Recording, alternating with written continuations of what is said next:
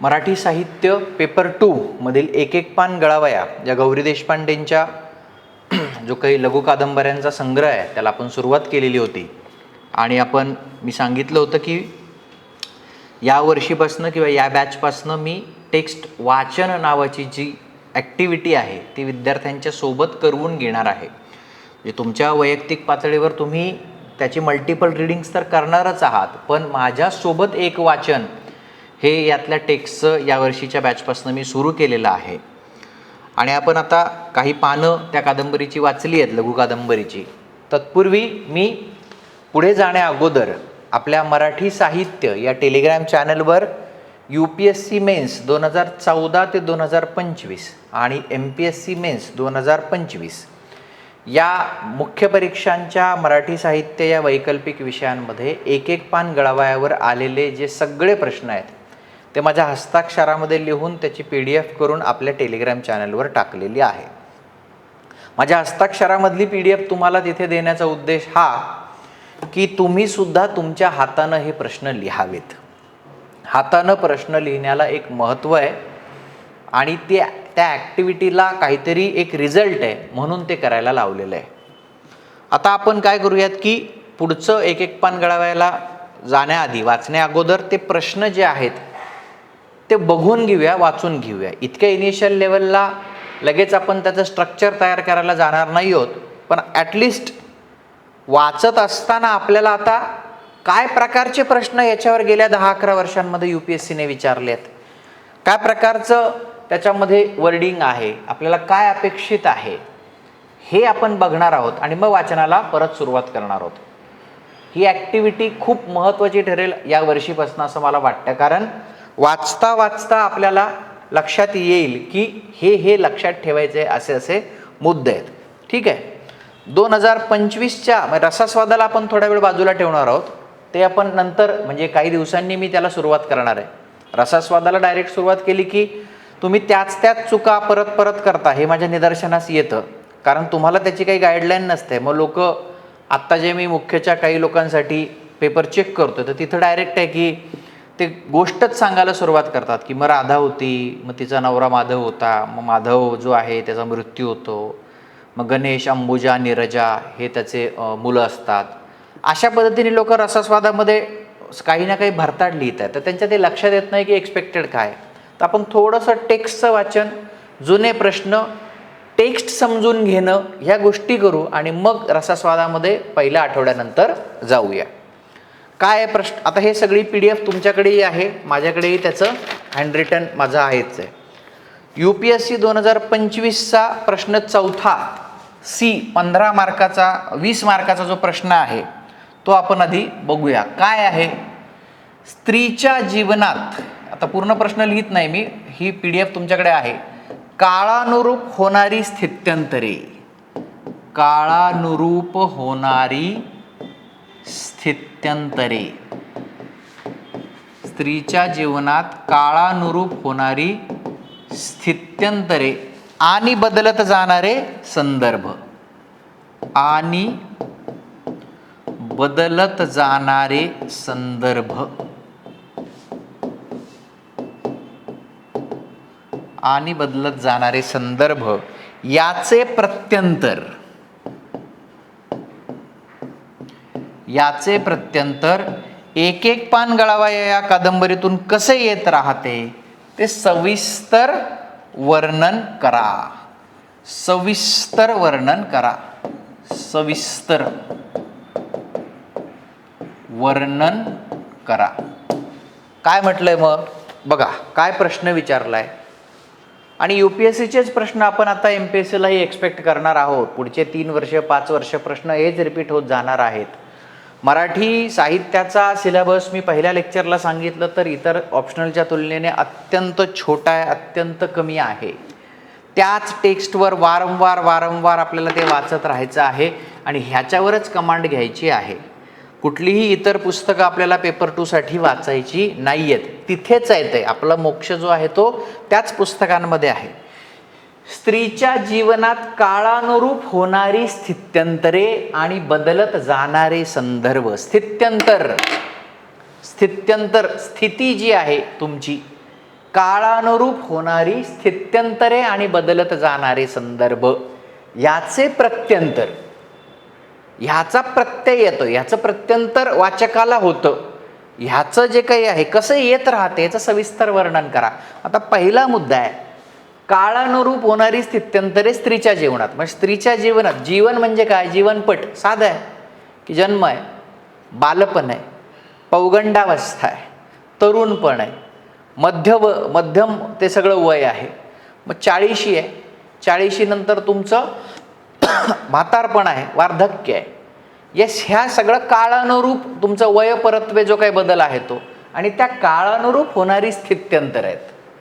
मग मध्य लटपटीत मधला सगळा कालखंड आहे, त्याच्यामध्ये काय लटपट होते, कारावासातून पत्रेमध्ये काय प्रकारचं नात्यांच्या बाबतीतला परिणाम आहे, राधा माधवच्या मृत्यूआधीची राधा कशी आहे, माधवचा मृत्यू झाल्यानंतर राधा कशी आहे वगैरे, हा महत्त्वाचा मुद्दा की काय काळानुरूप स्थित्यंतर होत आहेत आणि बदलत जाणारे संदर्भ बदलतात की नाही.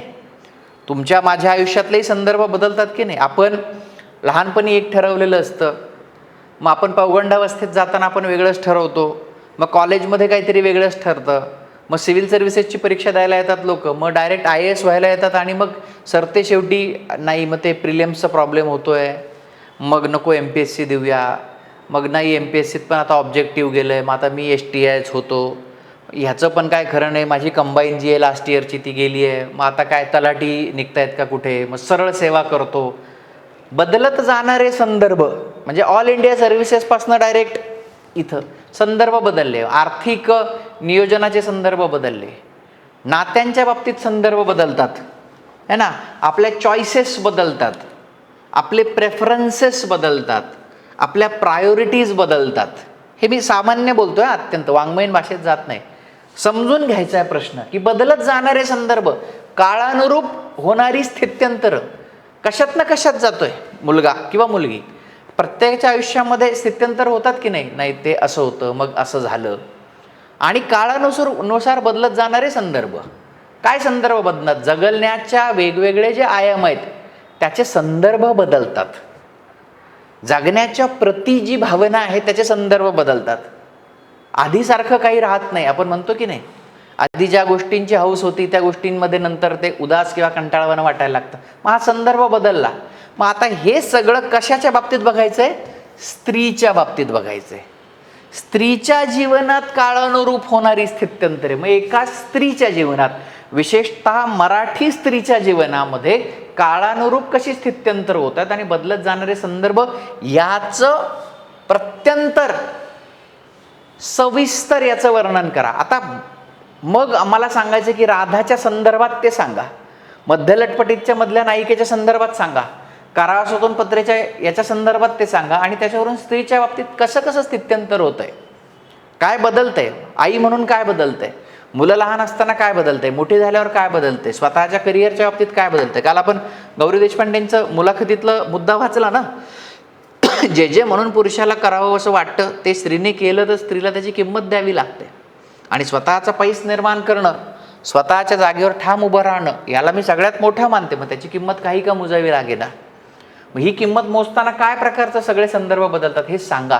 आता हे सांगण्याकरता हे पाठ लागेल की नाही, राधा कोण आहे, माधव कोण आहे, नीरजा कोण आहे, अंबुजा कोण आहे, गणेश कोण आहे, फरहद कोण आहे, काय संदर्भ बदलत आहेत, काय संदर्भ तुम्हाला कळत आहेत, नात्यांचे संदर्भ बदलतात की नाही. वडील मुलगा नात्याचे संदर्भ बदलतात, लहान असताना संदर्भ बदलतात, नंतर वडील मुलगा एक ताण येतो, तो काय येतो ताण, नात्याचा संदर्भ बदलला की नाही. लहानपणी मुलाला कडेवर उचलून घेणारे वडील, अचानक दोघांमध्ये अबोला काय येतो एका आयुष्याच्या विशिष्ट टप्प्यावर, का वडिलांसमोर जायला नको वाटतं, कसा बदलला, नात्याचा संदर्भ बदलला, काळानुरूप संदर्भ बदलला. मग त्याचं प्रत्येकारी चित्रण करा. समजा मी तुम्हाला विचारलं, तुम्ही मेल असाल, विशेषतः मराठी मध्यमवर्गीय मुलगा आणि त्याचे वडील, याच्यामध्ये एक बंडखोरी, याच्यामध्ये एक ताण, असं सहसा आपल्याला दिसत असतं. मी तुम्हाला म्हटलं की तुझ्या आयुष्यामध्ये तुझ्या आणि वडिलांच्या नातेसंबंधांचे बदललेले संदर्भ काळानुरूप याचं मला सांग. तुम्ही लिहू शकाल की नाही, अरे लहानपणी असं होतं, मग वडील मला खांद्यावर घेऊन जायचे, वडील मला काही पण आणून द्यायचे. मग अचानक एक दिवस मी 9वीला गेलो. मग 9वीला गेल्यावर कळलं की अरे हा मित्रांबरोबर जास्त उंडारतोय. मग वडील म्हणाले अभ्यास कर. मग मी माझं आणि त्यांचे वाद व्हायला लागले. मग 12वीला मला इतके मार्क पडले. मग ते म्हणले मला तुला डॉक्टर करायचं होतं. मग सगळंच बिनसत गेलं. कॉमन स्टोरी आहे ना. काळानुरूप संदर्भ बदलला की नाही. हे लिहिता येत आहे की नाही तुम्हाला. ते कसं लिहिता येईल, कारण तुम्हाला तुमच्या आयुष्याची गोष्ट पाठ आहे. बस फक्त मुद्दा एवढा आहे की राधाच्या आयुष्याची गोष्ट सांगा. राधा नावाच्या स्त्रीच्या संदर्भात त्यांनी स्त्रियांच्या बाबतीत काळानुसारचे स्थित्यंतर आणि संदर्भ जे बदलत जातात त्याचं प्रत्युत्तर तुम्हाला कसं सविस्तर लिहा. 20 मार्कर आहे. किती मार्कर आहे हा? 20 मार्कर आहे. 10 मार्काचा जो रसास्वाद आहे तो 150 शब्दात लिहायचा. त्यामुळं मग त्याच्यानुसार जर आपण त्याचं बघितलं तर 300 शब्द एक्सपेक्टेड आहे. 300 सव्वा 300 350 काय तुम्हाला लिहिता येतील ते लक्षात येतंय. तर हे लिहा. मग याच्यासाठी गरज काय आहे? हे पाठ पाहिजे. यावर्षी हा एक्सरसाइज करून घेण्यामागचा माझा हेतूच तो आहे. हे पाठ पाहिजे, कारण काही नाही याच्याशिवाय. बरेच लोक म्हणतात की आम्हाला आता खूप ग्रुप्स आहेत बघा टेलिग्राम चॅनलवर. आणि असा काय असतं ना, UPSC मध्ये पण आता खूप झालं आहे की शिक्षणाच्या क्षेत्रामध्ये मार्केटिंग करत असताना विद्यार्थी पास कसे होतील हे सांगण्यापेक्षा मला तुम्हाला किती वेगवेगळ्या गोष्टी सांगता येत आहेत ह्याचं मार्केटिंग आता सुरू झालेलं आहे. हे वाचा, ते वाचा, ते वाचा. तुम्हाला मी 100 काय 200 पुस्तकं सांगू शकतो पेपर 2 संबंधी, की दुस्तरा घाट वाचा, थांग वाचा, काय तुम्हाला वाटतं की चंद्रिके ग सारिके ग वाचा, विंचुर्णीचे हेडे वाचा, काय वाचायचं ते वाचा. उत्खनन वाचा, मुक्काम वाचा, गौरी देशपांडेंच्या मुलाखती वाचा. पण याचा उपयोग सरतेशेवटी शून्य आहे. कारण 300 सव्वा 300 शब्दांमधलं एक उत्तर आणि एक रसास्वाद. अल्टिमेटली मला इथं जायचं आहे. आणि तुम्ही एवढं सगळं वाचल्यानंतर तुम्ही एवढे कन्फ्यूज होऊ शकता. तुमच्याकडे एवढे सगळे संदर्भ. आपण आत्ता एसे रायटिंग सेशन सुरू केलेत बघा. त्यातला दुसरा एसे दिलाय ना मी लास्ट गुरुवारी जो होता, की बऱ्याच लोकांना अर्थच नाही कळलाय की मोर इन्फॉर्मेशन लेस विजडम. अधिकाधिक माहिती आणि कमी शहाणपण किंवा कमी विवेक. तर खूप नुसती माहिती झाली आहे, मग आठवतच नाही आहे कुठली नायिका कुठल्या पुस्तकात आहे. त्यामुळे एवढंच करायचं आहे आणि याच्यातून ते उलगडवून दाखवायचं आहे. बाकी हे सगळे स्ट्रक्चर्स आपण पुढे पुढे करणार आहोत. त्यानंतर पुढचा 2024चा प्रश्न बघूया. एक 2-3 वर्षांची आपण डिस्कस करूया, 2-3 वर्षांची उद्या करूया. हा एक्सरसाइज आपला चालू राहील प्रत्येक टेक्स्ट बरोबर. 2024 मेन्स प्रश्न क्रमांक 4B 4B हा किती मार्कर आहे? हा सुद्धा 20 मार्कर त्यांनी विचारलेला आहे. एक एक पान गळावाया या कादंबरीचा आकृतीबंध उलगडून दाखवा. आकृतीबंध उलगडून दाखवा. उलगडून दाखवा.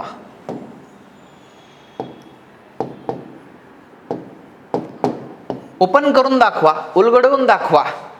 है ना. आपण दुकानात जातो, कधी तुम्ही तुमच्या आईबरोबर बहिणीबरोबर कधी साडी घ्यायला गेले असाल तर ते म्हणतात ना उघडून दाखवा, पदर कसा आहे, हे कसं आहे, ते कसं आहे म्हणतात की नाही. का?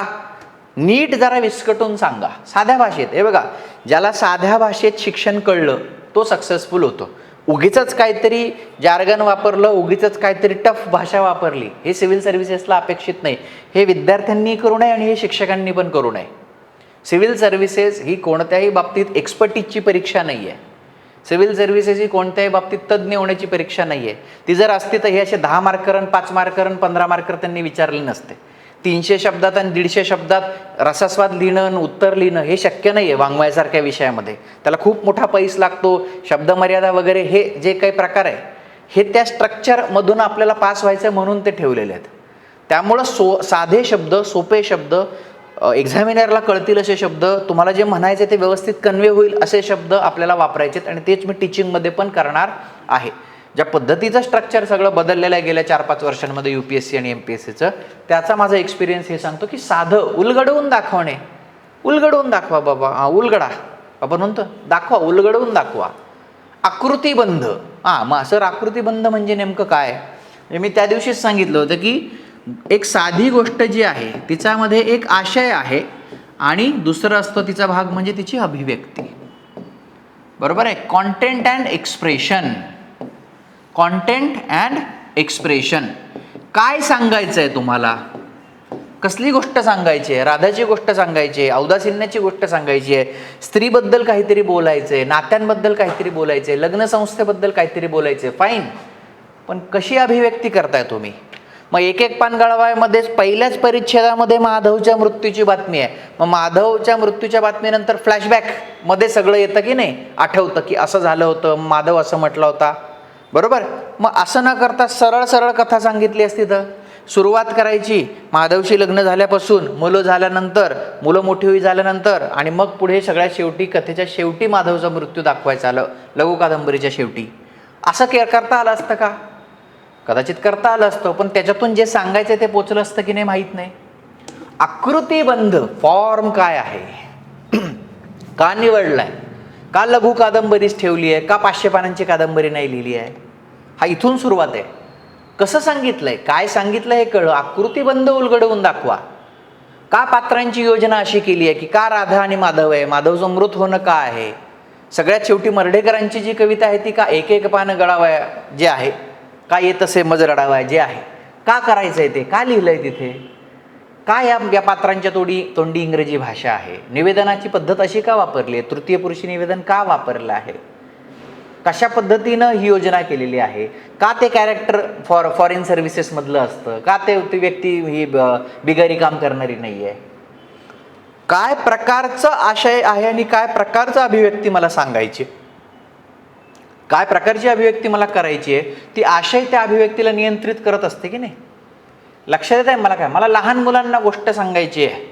चल रे भोपळ्या टुनुक टुनुक, लेकीकडे जाते तू फ्रुटी खाते, जाडजूड होते मग तू मला खा. या वाक्यामध्ये रिदम आहे, या वाक्यामध्ये संगीत आहे, या वाक्यामध्ये नाद आहे. मी असं म्हणू शकतो, अरे हां मी जरा माझ्या मुलीकडे जाते, तिकडे सकस आहार घेते, तो सकस आहार घेतल्यानंतर माझ्या शरीरावर मेद वाढेल आणि त्यानंतर तू माझी शिकार करू शकतोस. ही भाषा का नाही वापरली, ही भाषा का नाही वापरली. लेकीकडे जाते तू फ्रुटी खाते, जाडजूड होते मग तू मला खा, ही भाषा का वापरली. लहान मुलांची गोष्ट आहे ना. कॉन्टेंट अँड एक्सप्रेशन आकृतीबंध असा का केला, का तिथे लिरिकल ते सगळं टाकलेलं आहे, का ते हे याला म्हणतो की आकृतीबंध उलगडून दाखवा. काय सांगायचंय, कसं सांगितलंय, कसा फॉर्म आहे है ना. का काय एखादं झाड असतं, त्या झाडाला अशा फांद्या असतात, सगळा तो आकृतीबंध आहे का, त्याला कशी पानं धरून ठेवायची आहेत, काय सांगायचं.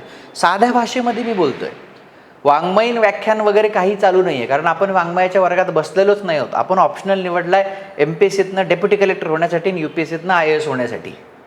लक्षात येते. आकृतीबंध उलगडून दाखवा. आणि हा आकृतीबंध मला उलगडून दाखवायचा असेल, गौरी देशपांडेंना काय म्हणायचं हे मला ठाऊक असेल आणि त्याच्यासाठी त्यांनी गोष्ट अशी सांगितली हे मला सांगायचं असेल, निवेदनाची पद्धत, इंग्रजीचा वापर, काय पद्धतीचे त्यांनी फरदचं पात्र कशाला आणलं, काय पद्धतीने चित्रकलेचे संदर्भ काय येतात, काय दाखवायचं आहे, ह्याच्यासाठी मला हे माहीत पाहिजे ना, हे पाठ पाहिजे.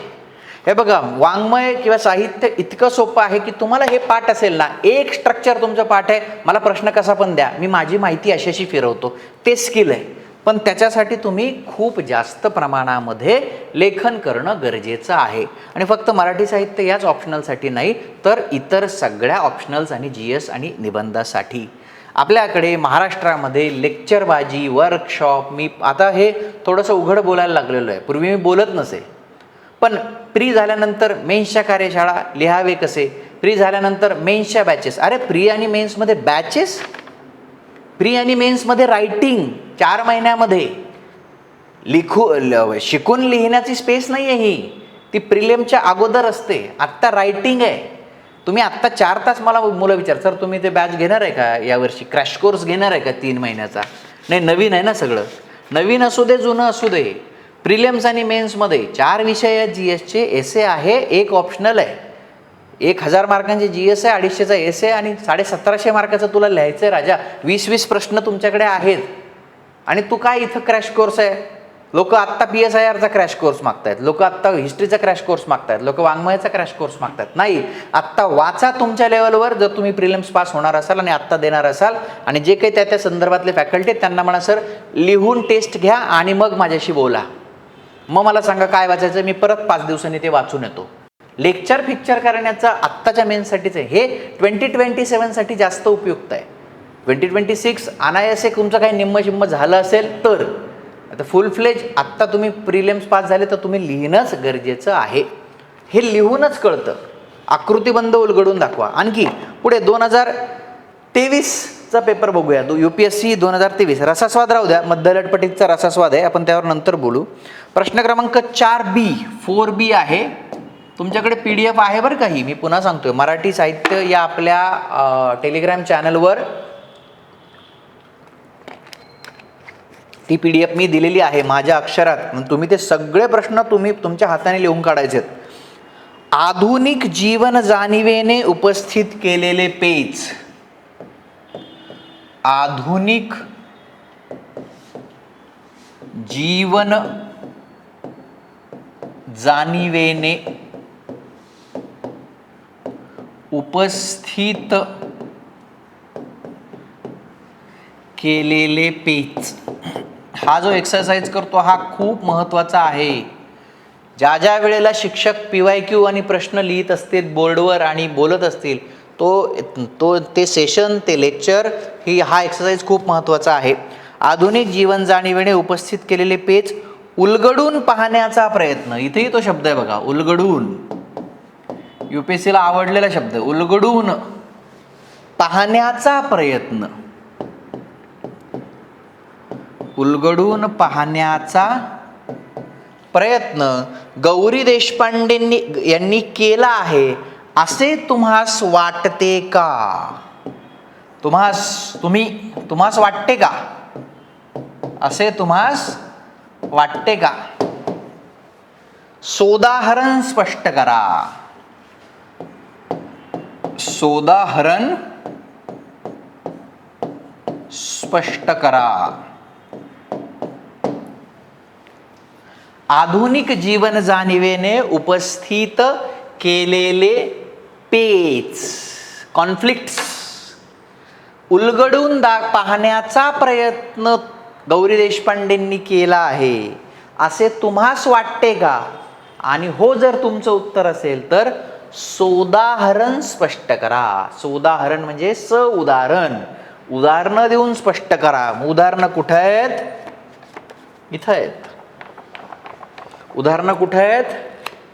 याच्यातच आहेत, बाहेर कुठेही नाही. म्हणून मराठी साहित्य सोपं आहे, पण लक्ष देणाऱ्याला आणि हे वारंवार वाचणाऱ्याला. छोटं आहे, सोपं आहे, पण जे करायचं तेच केलं तर. आधुनिक जीवन जाणीवेने उपस्थित केलेले पेच उलगडून पाहण्याचा प्रयत्न गौरी देशपांडे यांनी केलाय. म्हणजे तो प्रयत्न कोण करताय? स्वतः रायटर तो प्रयत्न करते. लेखिका हा प्रयत्न करते की आधुनिक जीवन जाणीवेने उपस्थित केलेले पेच. मग आता इथं शब्दांची फोड करायला पाहिजे. आधुनिक जीवन जाणीव काय आहे? आधुनिक काय आहे? Modern. What is modern lifestyle? आधुनिक आणि काय आहे? प्री मॉडर्न, पूर्वाधुनिक. आपण म्हणतो ना की आधुनिक आहे, आधुनिकोत्तर आहे. कशाला आधुनिक म्हणायचं? What is modernity? मग आता इथं लगेच सोशियोलॉजी, समाजशास्त्रातला आधुनिकता आणायची आहे का आपल्याला? नाही, हे असले प्रकार करायचे नाही आहेत. इंटरडिसिप्लिनरी आकलन फिकलन अशा याच्यात जायचं नाही. तो ट्रॅप आहे एक.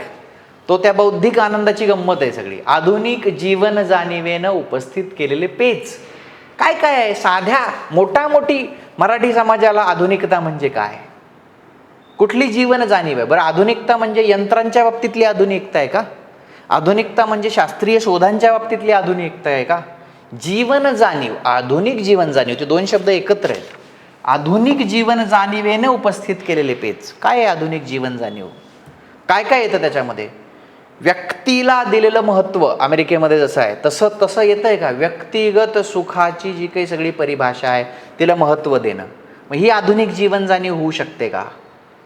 आधुनिक जीवन जाणीव की बाबा तुमच्याकडे मध्ययुगामध्ये किंवा ग्रामीण भागामध्ये, पूर्वाधुनिकामध्ये की मायक्रो कुटुंब आहेत आणि त्याच्यामध्ये स्त्री स्वातंत्र्याचा संकोच जो सगळा होतो आहे. मग आधुनिकता स्त्रीच्यासाठी, आणि हे सगळं स्त्रीच्या संदर्भातच आहे. स्त्रीच्यासाठी आधुनिकता म्हणजे काय येतं की स्वतःचे निर्णय स्वतः घेऊ शकणं, स्वतःचं करिअर स्वतः निवडणं. ही आधुनिकता इथं मानता येते का? तर नक्कीच मानता येते. ह्या आधुनिक जीवन जाणीवेनं निर्माण केलेले पेच आहे. मग ह्याच्यातले पेच आहेत का की हा पेच असा झाला की मी सगळं स्वतःला केंद्रस्थानी ठेवून केलं, माझे लेखनाचे प्रकल्प, माझा नवरा, माझे आणि त्याचे संबंध, माझं जीवन, मग मुलं दुरावली आहेत का? मग हा पेच तयार झाला. मी परवा दिवशीच सांगितलं ना, स्वातंत्र्य आणि सुरक्षितता याच्यामधला पेच हा आधुनिक जीवन जाणीवेने घट्ट केला का? स्वातंत्र्य वर्सेस सुरक्षितता, फ्रीडम वर्सेस सिक्युरिटी, की लग्न नावाची संस्था जी आहे त्याच्यामध्ये गेल्यानंतर मला एक प्रकारची सुरक्षितता मिळते, पण माझं स्वातंत्र्य त्यानं बाधित होतं का? हा मोठा प्रश्न आहे. हा पेच तयार झाला. पण मग मुळात मराठी समाजामध्ये पूर्वाधुनिक काळामध्ये नाही, लग्न करायचंच असतं, ते होतातच, मुलं होतात, लग्न करायचं असतं, 4 लोकांसारखा संसार करायचा असतो. म्हणजे एक सरधोपट आहे. आधुनिक जीवन जाणीव काय आहे की बाबा मी लग्न नाही केलं तरी चालतं, हे आत्ता आहे. मग त्यातनं पेच तयार व्हायला लागलेत ना. काय पेच तयार? अरे पण मग एकल स्त्रियांचा प्रश्न आहे, मग समाजामध्ये काही वाईट प्रवृत्ती आहे, मग त्यांचा काही लॉ अँड ऑर्डरचा प्रश्न आहे. पेच काय तयार होत आहेत? आधुनिक जीवन जाणीवेमुळे काय काय पेच तयार होत आहेत? मग एकटेपणा खायला उठतोय का? एक्झिस्टेन्शियल क्रायसिस, अस्तित्वाचं प्रयोजनच कळत नाही आहे का? किंवा ज्याला आपण डिंक म्हणतो, डबल इन्कम नो किड्स नावाची कॉन्सेप्ट तुम्ही आत्ता सगळी ऐकत असाल न्यूजपेपरमध्ये. डबल इन्कम नो किड्स, नवरा आणि बायकोंचं डबल इन्कम आहे, मग आम्ही काहीतरी पेट्सच पाळतो. मग ही आधुनिक जीवन जाणीव आहे का? मग कुठेतरी आयुष्याच्या टप्प्यावर आपल्याला मूल नाही याची खंत आहे का? पेच काय काय निर्माण होतात. असे जे काही पेच आहेत स्त्री पुरुष संबंधांबाबतीत, कुटुंब संस्थेबाबतीत, विवाह संस्थेबाबतीत, हे सगळे जे पेच आहेत आधुनिक जीवन जाणीवांमुळे जे पेच तयार झालेत, हे उलगडून दाखवणे हे असं गौरी देशपांडेंनी प्रयत्न केलाय का असं तुम्हास वाटतं का? आणि हे उदाहरण स्पष्ट करा, उदाहरण द्या. मग आता फक्त एक एक पानवर नाही आहे, कारावासातून पत्रे, मध्य लटपटीत आणि एक एक पान, या 3 लघु कादंबऱ्यांचा हा जो संग्रह आहे, हे पूर्ण पुस्तक त्यांनी सिलेबसला लावलंय. याचं शीर्षक एक एक पान गळावाय म्हणून UPSCने शीर्षक दिलं, पण यातल्या 3 ज्या लघु कादंबऱ्या आहेत त्या लावल्या. तिघांमधला पेच सांगा तुम्ही, तिघांमधला पेच सांगा. की कारावासातून पत्रेमध्ये काय आहे की प्रेमातही पडायचंय, पण त्या प्रेमाचा जो प्रॉब्लेम आहे तो स्त्री म्हणून मला होतोय, मग त्या व्यक्तीला सोडायचं पण आहे, पण भावनिकरित्या मी त्याच्यात गुंतलेली आहे. हा पेच तयार झालाय, हा पेच तयार झालेला आहे, हा कॉन्फ्लिक्ट तयार झालाय की कळतंय की हे नातं मला नको आहे, पण समोरच्या व्यक्तीमधून मी बाहेर येऊ शकत नाहीये. मग आता काय करायचं? पेच, कॉन्फ्लिक्ट आहे. मग रॅशनॅलिटी इथं मला जरी किती असली तरी माझ्या भावनिकतेला ते मानवत नाही, पेच तयार झालाय. हे सगळे पेच उलगडवून दाखवण्याचा प्रयत्न गौरी देशपांडेंचा आहे असं तुम्हाला वाटते का? हो, असे वाटते, 100% वाटते. सोदाहरण सांगा. मग थोडंसं कुठेतरी आधुनिक म्हणजे नेमकं काय याच्यावर 3 ओळी लिहिता येतील. कारण ते आता हा I think 4B, this is 15 marker. 10 marker जर 150 शब्दात लिहायचा असेल तर 15 मार्कर तुम्ही किती लिहिणार? 250-250 शब्दात. मग 250 शब्दात जर एखाद्याने 50 शब्द आधुनिकता म्हणजेच काय याचं काहीतरी समाजशास्त्रीय आकलन मांडण्यात घालवले तर उपयोग नाही. मला माझ्या प्रश्नाचं उत्तर द्या. मी मराठी साहित्याचा परीक्षक आहे, मला बाकीचं तुमचं ज्ञान देऊ नका. मॉडर्निटी म्हणजे हे आहे, मॉडर्निटी म्हणजे ती आहे, हे नाही. बेसिक मॉडर्निटी तुम्हाला इथं काय कळली ती सांगा, पटकन बाजूला व्हा. त्या जीवन जाणीवेनं कुठले हे 5 पेच आणलेले आहेत. हा स्वातंत्र्य वर्सेस सुरक्षितता, कारावासातून पत्रे, हिचं इथं येतं, हे स्टेटमेंट येतं, हे नातं आहे, चला मार्क. मध्य लटपटीमध्ये विवाह संस्थेची चिकित्सा केलेली आहे, आधुनिक जीवन जाणीव आहे, हा इथं मार्क. मग एक एक पान गळावा, इथं असे मुद्दे येतात, आई मुलगा हे नातं वगैरे वगैरे, मार्क. चला बाहेर. 15 मार्कर, 15 पैकी घ्या हे 7 मार्क, 8 मार्क, बाहेर या. हे कधी होईल? जेव्हा हे तुम्ही व्यवस्थित कराल तेव्हा. 19 पैकी जेव्हा ही 12 पुस्तकं 13 पुस्तकं, कारण आपल्याला प्रश्न 5च लिहायचे आहेत ना 8 पैकी, एका सेक्शनमधून 3 आणि दुसऱ्या सेक्शनमधून 2. क्वेश्चन 1 आणि क्वेश्चन 5 हा कंपल्सरी आहे. आणि आपण गद्यामधून जर आणखी 2 प्रश्न घेतले तर आपल्याला गद्याचे समजा 9 टेक्स्ट आपण प्रॉपर 10 टेक्स्ट केले, पद्याचे 3-4च केले, चांगले 4-5 केले, रसास्वादापुरता बघून घेतले. 100% सिलेबसवर 100% कमांड नाही, 60% सिलेबसवर 100% कमांड आणि 40% सिलेबसवर ॲव्हरेज कमांड, हे यशाचं सूत्र आहे. मग याच्यासाठी गद्य व्यवस्थित करून घ्यायला पाहिजे, वाचायला पाहिजे, हे वाचून घ्या, हे तेव्हाच आपल्या लक्षात येईल. UPSC 2022चा प्रश्न बघूया. 23चा बघितला, 4C तुमच्याकडे हे आहे, तुम्हाला लक्षात येईल मी कशात लिहितो. 22चा क्वेश्चन नंबर 4C हा 20 मार्कर आहे. काय म्हटलंय? लग्न संस्थेची सर्वांगीण चिकित्सा.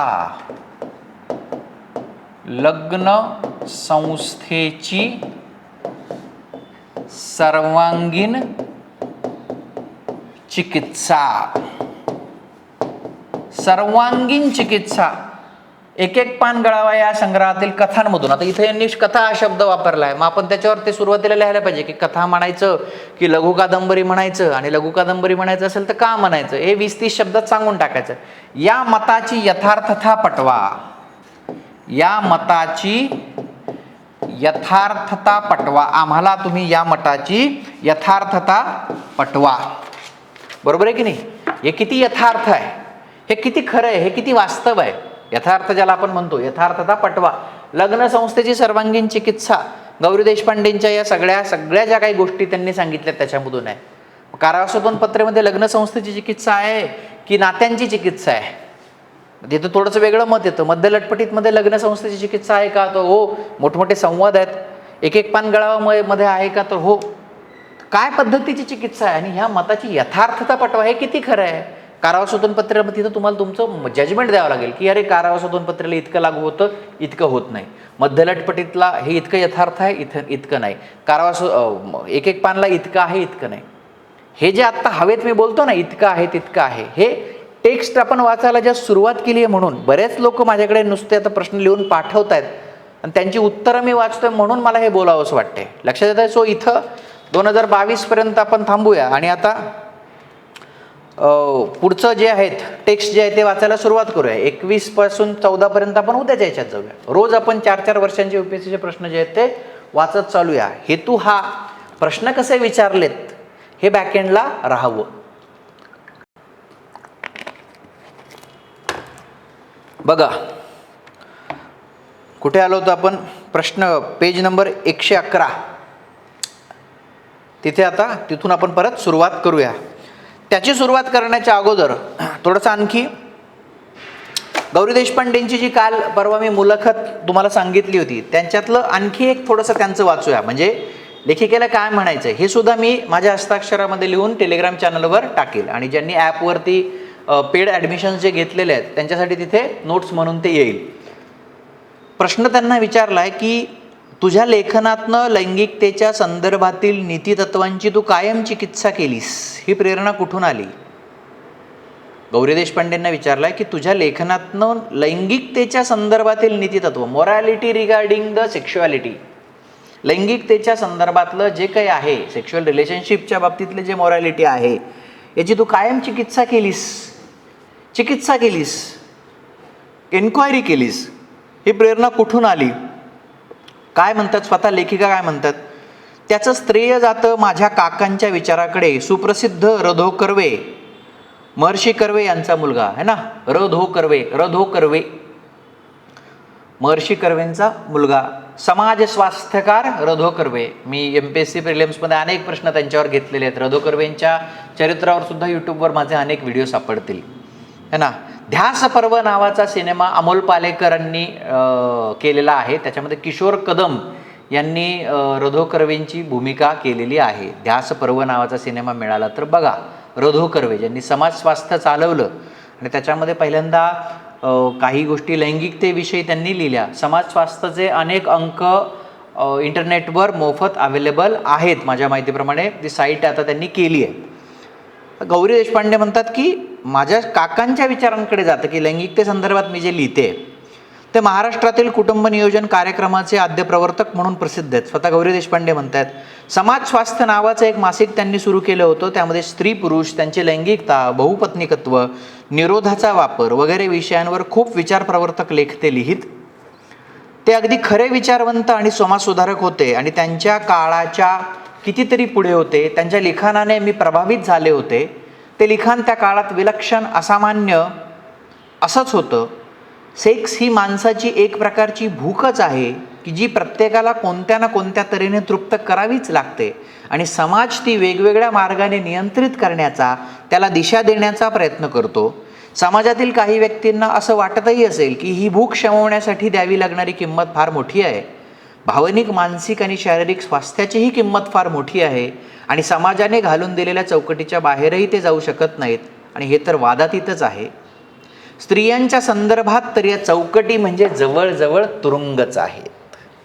पुन्हा मुद्दा जो येतो, आपण जे प्रश्न बघितले गौरी देशपांडेंचं मत काय, स्त्रीच्या आयुष्यातली स्थित्यंतर आणि बदलत जाणारे संदर्भ, आणि संदर्भ हे सेक्शुअलिटी बाबत पण जातात, लैंगिक संदर्भातही जातात. इथे गौरी देशपांडे म्हणतात की स्त्रियांच्या संदर्भात या लैंगिक नियमनाच्या चौकटी आहेत, या जवळजवळ तुरुंगच आहे. तिच्या चारित्र्याच्या भोवती चारित्र्य नावाची गोष्ट तयार करून तिला तुरुंग घातला जातो. आपल्या सध्याच्या समाज व्यवस्थेत बाईला लैंगिक सुखाची इच्छा नाकारलेली आहे. इंटरेस्टिंगली या वाक्याला जोडून UPSC 2021चा प्रश्न जो आहे ना तो इथं मी वाचतो. म्हणजे ही मुलाखतीतला भाग वाचताना गौरी देशपांडे यांच्या एक एक पान गळावा या कादंबरीत समाजातील स्त्रीचे शोषण कसे दाखवले आहे ते लिहा. मग आता इथं लगेच लक्षात आलं पाहिजे, स्त्रीचं शोषण म्हणजे डायरेक्ट काहीतरी बेघरी काम आहे किंवा बलात्काराची घटना आहे असं दिसतंय का? शोषण म्हणजे कोणत्या पातळीवरचं शोषण आहे? तर ते शोषण जे इथं गौरी देशपांडे म्हणतात की बाईला लैंगिक सुखाची इच्छा नाकारलेली आहे, तिचं आयुष्य म्हणजे जवळपास तुरुंगच आहे, त्या केवळ पुरुषांची ही भूक भागवणाऱ्या वस्तूच आहे, ऑब्जेक्टिफिकेशन ऑफ वुमन. आणि परिणामतः ज्या स्त्रिया समाजमान्य रीतीशिवाय लैंगिक सुखाची इच्छा धरतात त्यांच्यावर अनैतिकतेचा शिक्का बसतो. समाजमान्य लैंगिक सुखाची इच्छा समाजमान्य रीतीशिवाय, मग समाजमान्य रीत कुठली आहे? लग्न. आणि इथे काय होतं, लग्न संस्थेलाच प्रश्नांकित केला जात आहे, मग त्यांना अनैतिक म्हटलं जातं. मग हे शोषण आहे का?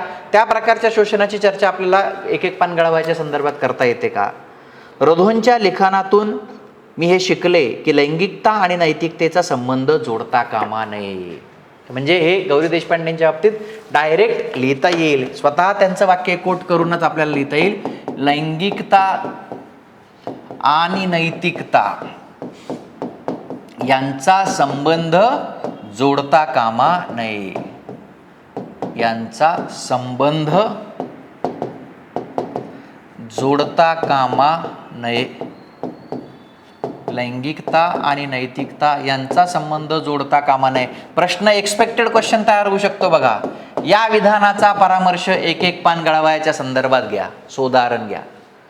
लैंगिकता आणि नैतिकता यांचा संबंध जोडता कामा नये या विधानाचा परामर्श एक एक पान गळावाया लघु कादंबरीच्या संदर्भात घ्या, सोदाहरण स्पष्ट करा.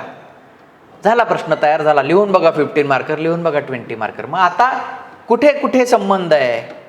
व फरहदच्या बाबतीत काय लिहिता येईल का? कारावासातून पत्रेमध्ये एकापेक्षा जास्त प्रकारचे संबंध आहेत, मग तिथं तुम्ही त्या नायिकेला किंवा त्या मध्यवर्ती पात्राला अनैतिक ठरवणार आहात का? नैतिकता आणि अनैतिकता कशाला म्हणतात हे जर तुमचं क्लिअर नसेल, हे जर तुमचं वाचन नसेल, ही जर तुमची समज प्रगल्भ झालेली नसेल, तुमच्यावरती पुरुष प्रधान व्यवस्थेचा पगडा असेल, तुम्ही पेट्रियार्कल असाल, तुमच्यामध्ये मॅस्क्युलिनिटी त्याच्यानंतर ज्याला आपण काय मिझोजेनिस सगळ्या टेंडन्सीज असतील, तर ह्याचा उपयोग होणार नाही, हे लिहिताच येणार नाही. नैतिकता यांचा संबंध जोडता कामा नये गौरी देशपांडेंचं विधान आहे. या विधानाची चिकित्सा करा एक एक पान गळावायच्या संदर्भात, तिन्ही त्याच्यात. लक्षात येतंय? रधोंच्या लिखाणातून मी हे शिकले की लैंगिकता आणि नैतिकतेचा संबंध जोडता कामा नये. एकाचा दुसऱ्याशी काहीही संबंध नाही.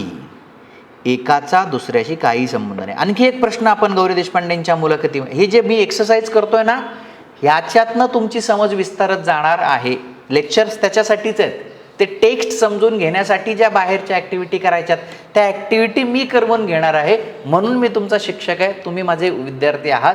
ते काम मी तुमच्यासाठी करवतोय आणि तुम्ही ते टिपत चालणं की अरे हे सरांनी वाक्य 4 वेळा उच्चारलं, हे लिहून घ्यायला पाहिजे. जेव्हा त्यांना प्रश्न विचारला जातो की पण प्रत्यक्षात तू एखाद्या पुरुषासारखं लिहितेस, गौरी देशपांडेंना मुलाखत करताना विचारलं की तुम्ही पुरुषासारखं लिहितात.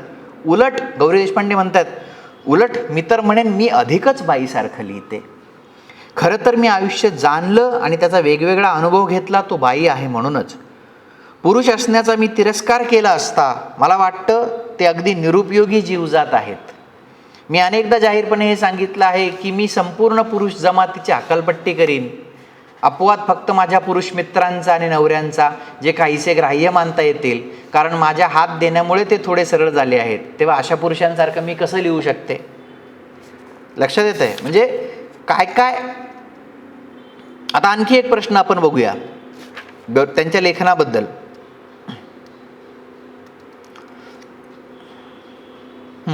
तुला असं वाटतं का की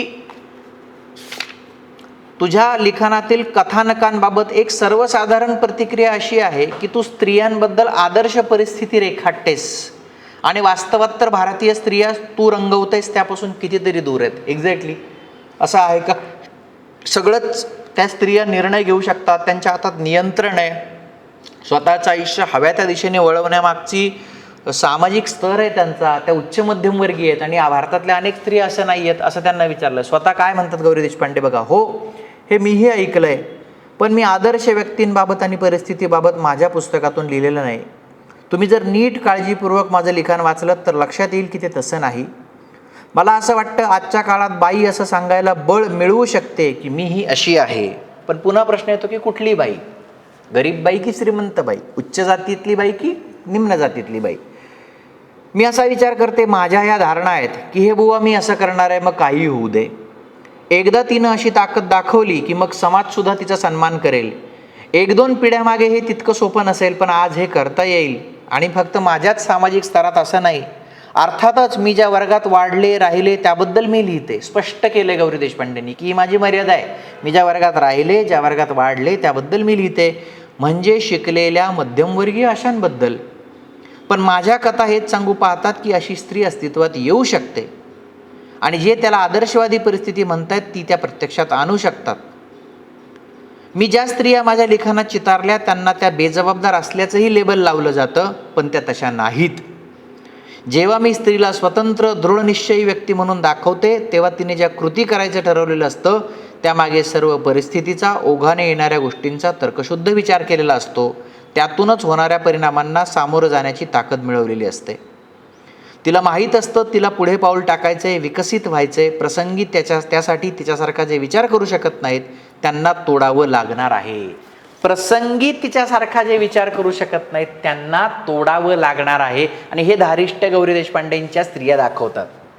जे माझ्यासारखा विचार करू शकत नाही, ज्यांना माझं म्हणणं पटत नाही, त्यांना तोडावं लागणार आहे. तार्किकता, रॅशनलिटी आणि पेच निर्माण होतं ना. आधुनिक, आपला जो प्रश्न होता, आधुनिक जीवन जाणीवेमुळे निर्माण झालेले पेच, त्यांना तोडावं लागणार आहे. नवऱ्यापासून मध्यलटपुटीत मी जरा जाते घराच्या बाहेर, तोडावं लागणार आहे.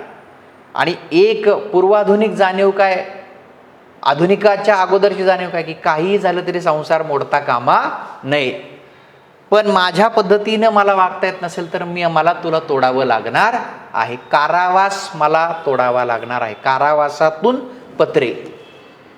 हे कसं रेखाटलंय हे जे आहे हे इथून येतं. लक्षात येतं आहे. जो आज 50-1 मिनिटाचा एक्सरसाइज आपण आत्ता केला की मुलाखतीमधला काही भाग वाचला आणि प्रश्न काही वाचले, तर आता आपण परत टेक्स्टकडे येऊया, टेक्स्ट समजून घेऊया.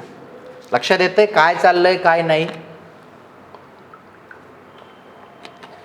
हा ऑप्शनल इंटरेस्टिंग आहे, हा ऑप्शनल सोपा आहे, हा ऑप्शनल आय ओपनर आहे, हा ऑप्शनल आपल्या वैचारिक कक्षा रुंदावणारा आहे. या ऑप्शनलमुळे आपल्याला निबंधामध्ये खूप जास्त आपली समज विस्तारली जाऊन जे तात्विक स्वरूपाचे निबंध आहेत तिथे आपल्याला याचा खूप फायदा होऊ शकतो. म्हणजे 500 मार्क ऑप्शनलचे आणि 250 मार्क निबंधाचे, 750 मार्कांमध्ये लिटरेचर आपल्याला हेल्प करतो. लिटरेचरमुळं शब्दकळा उत्तम होते, वैचारिक कक्षा रुंदावतात, एक प्रकारची पुरोगामी भूमिका तयार होते, जेंडर सगळं न्यूट्रल आपण भाषा बोलायला लागतो, दलितांविषयी, स्त्रियांविषयी, डाऊनट्रॉडन्सविषयी आपल्या कक्षा विस्तारतात, भाषा समृद्धी येते आणि त्याच्यातनं एक इंटरेस्टिंगसुद्धा, एक वायब्रंट सगळं त्या लिटरेचरला नेचर आहे. ठीक आहे, प्रश्न पेज नंबर 111 येऊयात एक पांच्या, जिथून आपण परवाचं लेक्चर जे आहे ते थांबवलं होतं.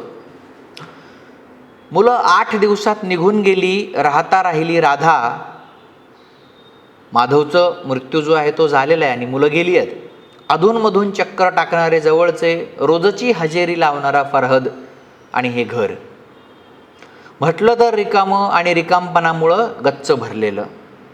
आता प्रश्न बँकच्या वाजायला पाहिजे बघा, बॅकएंडला प्रश्न जे आहेत हे बॅकएंडला आता वाजायला पाहिजेत तुमच्या, की अरे काय होतं, आकृतिबंध उलगडून दाखवा, स्त्री पुरुष संबंध, विवाह संस्था, काय जीवन जाणीवा, हे शब्द असे वाजायला पाहिजेत. म्हटलं तर घर रिकामं आणि रिकामपणामुळंच गच्च भरलेलं. माधवचं डेस्क, माधवची कागद पाकिटं, माधवचं पेन पेन्सिल, माधवची डोलणारी खुर्ची, माधवनं हौसेनं जमवलेले संग्रह, चित्रांचा, उंची काच सामानांचा, बुद्धिबळाच्या सोंगट्यांचा, माधव असताना त्याचं असणं जेवढं जाणवलं नाही तेवढं तो नसताना जाणवत होतो. माधव असताना त्याचं असणं जेवढं जाणवलं नाही तेवढं तो नसताना जाणवत होतं. आपण म्हणतो ना की माणूस नसल्यावर त्याचं नसणं जे आहे ते जास्त जाणवतं असणं जाणवण्यापेक्षा. म्हणजे अगदी पॉप्युलर उदाहरण द्यायचं, पॉप्युलर, आणि बऱ्याचदा आता हल्ली एक टूम निघाली आहे, जे जे पॉप्युलर ते वाईट आणि काय जे पॉप्युलर नाही तेच फक्त चांगलं, असं एक लिटरेचर सिनेमा सगळीकडेच असतं. ते आता जुनं झालेलं आहे, काही राहिलेलं नाही आहे. अनपॉप्युलर, बोरिंग, डल असलेलं पण वाईट असू शकतं आणि पॉप्युलर असलेलं पण चांगलं असू शकतं. म्हणजे आता ह्याचं उदाहरण एक प्लेन, म्हणजे ती संदीप खरेची कविता आहे की नसतेस घरी तू जेव्हा, तुम्ही गाणंसुद्धा आहे बघा, सलील कुलकर्णींनी केलं. नसतेस घरी तू जेव्हा जीव तुटका तुटता तुटका तुटका होतो, आहे की नाही, जगण्याचे विरती धागे. आणि त्याच्यामध्येच आहे ना की ती भावना व्यक्त होतेच की नाही तिथे, की माधव असताना त्याचं असणं जेवढं जाणवलं नाही तेवढं तो नसताना जाणवत होतं. याखेरीज संध्याकाळी रात्री होत्याच की. तसे काही रोज बसून शिळोप्याच्या गप्पा नसत मारत ते, पण हातातल्या पुस्तकांमध्ये काही नजरेत आलं तर चटकन कसला तरी धागा पकडून डोक्यात काही विचार आला तर वर सुद्धा न बघता तोंडून बाहेर पडे आणि चटकन काही अपेक्षित किंवा अनपेक्षित प्रतिसाद मिळेल. दोघांमधला जो हृदय संवाद आहे काही वाचत असताना, म्हणजे थोडक्यात एक प्रकारचं बौद्धिक नातं, म्हणजे नात्याचा स्तर सुद्धा कसा आहे की स्वतःचं व्यक्तिवाद जपून आहे, की असं काही शिळोप्याच्या गप्पा मारायच्यात म्हणून नाही, नवरा बायको म्हणून रोज काहीतरी भेटायचं म्हणून नाही, पण एक त्या प्रकारचं इंटेलेक्च्युअल जे काही सगळे रिलेशनशिप आहे ते. आजच पेपरात किसिंजर यांची पॅरिसला 12वी धावती गुप्त भेट हा मथळा पाहून तिला हसू लोटलं होतं. म्हणजे आता किती हे वर्गीय दृष्ट्या म्हटलं तर वेगळ्या वर्गातलं आहे. मग तोच आत्ता आपण मुद्दाम मी ते वाचलं ना मुलाखतीमध्ये, की हो गौरी देशपांडे, मी मान्य करते की मी ज्या वर्गात वाढले, जिथं मी घडले, जे अनुभवलं त्याचंच चित्रण होतं आहे. मी असं म्हणतच नाही की मी वेगळ्या कोणाचं, म्हणजे कष्टकरी स्त्रियांचं चित्रण करते आहे, नाही. ज्या प्रकारचं स्त्री स्वातंत्र्य गौरी देशपांडे कल्पित होत्या, ज्या प्रकारच्या स्त्री स्वातंत्र्याचा तो सगळा माहोल त्यांना हवा होता, तो वर्गीयदृष्ट्या उच्च वर्गामध्येच उपलब्ध होऊ शकत होता 1980च्या पुस्तकानुसार, 1980च्या त्या सगळ्या काळानुसार. की हेनरी किसिंजर आणि इंटरनॅशनल पॉलिटिक्स याचा उल्लेख करणं जे आहे आणि एकमेकांच्या संबंधांमध्ये त्या गोष्टींना स्थान असणं, त्या एका मथळ्यात किती वदतो व्याघात आहेत हे मोजून दाखवायला तिनं तोंडसुद्धा उघडलं होतं. म्हणजे तुमच्या चर्चेचा बौद्धिक स्तर. पण मग वर पाहिलं, डोलती खुर्ची स्तब्ध होती, भास होणं ज्याला आपण म्हणतो. तिचा परिचित कुरकुर आवाज थांबल्याला महिना लोटून गेला होता. उठून तिच्या टेकून तिनं मागं पुढं झुलून पाहिलं. आता आकृतीबंध काळाचं जे पट आहे त्याच्यावरून उडी आहे ना, पुढे महिना लुटून गेलाय, म्हणजे काळाचा जो पट आहे तो कसा पुढं पुढं सरकतोय निवेदनामध्ये. उठून तिच्या टेकून तिनं मागं पुढं झोलून पाहिलं, पण नेहमीसारखंच तिला कसं तरी वाटलं. मला नाही बाबा ती कधी आवडली आणि आवडणारही, ती मोठ्यानं म्हणालीच. खुर्ची बघ, आता आपण स्वतःशीच बोलायला लागणार की काय असं वाटून थांबली. घरात नोकर चाकरसुद्धा कुणी नव्हते कामाला. त्यांच्याशी बोलावं तर 2च माणसांचं काम, त्याला काय करायचं नोकर म्हणून ठेवलेच नाहीत. कपडे धुवायचं, जमीन पुसायचं मशीन आणलंच होतं आणि बरीच वर्ष नोकरांना वाचून निरनिराळ्या देशात काढल्यावर राधाला त्यांचा सतत वावर पाहण्यासारखा वाटे. आता तर एकटीसाठी उठून तिनं कित्येक दिवसात सागरसंगीत जेवण पण बनवलं नव्हतं. तरी काय 4 भांडी असत ती विसळताना आठवेच की. तिनं धुवून काढल्यावर भांडं शेजारी माधवच्या हाती जाई आणि मग तो पुसून हातावेगळं करी. म्हणजे कामाची वाटणी आहे, कामाची वाटणी आहे. माधव आणि तिचं नातं, त्यांच्या नाजूक साजूक वस्तूंचा संग्रह पुसताना राधा कंटाळून जाईल. एकदा चरफडली तेव्हा म्हणाला होता मी पुसत जाईन, आणि दर शनिवारी दुपारी त्याचा तो उद्योग असे. दिवाणावर पडल्या पडल्या डुलक्या खात त्याला बघताना तिच्या मनात येई, याची बोटं सफाई करतात त्या वस्तूंची की प्रेम करतात त्यांच्यावर. आणि पुसता पुसता तो काहीतरी बेसूर गुणगुणायला लागला की राधा डोलकीतून पुरी जागी होऊन म्हणे, ए प्लीज तू गाऊ नकोस हं, तुझी झोप उडवायचा शेवटचा खास उपाय म्हणून वापरला मी तो. ब्लडी फूल इंग्रजीचा वापर आपण जे म्हणतो. म्हणून ती हसायला लागली की तो येऊन तिच्या शेजारी बसे. कधी तिचे लाड करून मुके घेई. तिनं साथ दिली तर कधी हसत चिडवत, कधी एकदम आधाशासारखा, तर कधी शांत गतीनं तृप्ततेकडे जाणारा त्यांचा प्रणय. तिनं चटकन जाऊन भराभर झुलती खुर्ची भिंतीलगत सरकवून ठेवली. नवरा बायकोच्या का असेना, पण मराठी साहित्यामध्ये 1980 साली सिम्बॉलिक का होईना, म्हणजे ज्याला आपण म्हणतो सांकेतिक पद्धतीने का होईना, की शांत गतीनं तृप्ततेकडे जाणारा त्यांचा प्रणय किंवा आदाशीपणे जवळ येणारा माधव, या पद्धतीनं लैंगिकतेला स्थान देणं. स्त्री पुरुष संबंधांबद्दल बोलायचं असेल तर लैंगिकतेशिवाय बोलता येणार नाही, याची ठाम जाणीव असणारी लेखिका म्हणजे गौरी देशपांडे. की काहीतरी वेगळंच काहीतरी मला बोलायचं आहे आणि मी लैंगिकतेचं वर्णन करत नाही किंवा लैंगिक संबंधांकडे तुच्छतादर्शक बघते असं नाही. जगण्याच्या सगळ्या आयामांबद्दल आपण आत्ता बघितलं की नाही, की मुळात तुम्ही स्त्रीलाही लैंगिक भावना असतात हे मान्यच करत नाही आहेत. मुळात तुम्ही स्त्रीच्याही लैंगिक इच्छा आकांक्षा असतात आणि त्यांनी तर समाजमान्य रीतीनेच पुऱ्या कराव्यात, नाहीतर मग ती अनैतिक ठरवली जाते. मुळात लैंगिकता आणि नैतिकता यांचा कोणताही संबंध नसतो. लैंगिकता आणि नैतिकता यांचा संबंध जोडता कामा नये, मगाशी जे म्हणालो. त्यामुळं लैंगिक वर्णन हे गौरी देशपांडेंच्या कादंबऱ्यामध्ये, लघु कादंबऱ्यामध्ये येताना ती अश्लील वाटत नाहीत. ती जाणीवपूर्वक काहीतरी बाजारू पद्धतीनं काहीतरी एखाद्या वाचकाचा आंबट शौक पूर्ण करावा म्हणून येत नाहीत.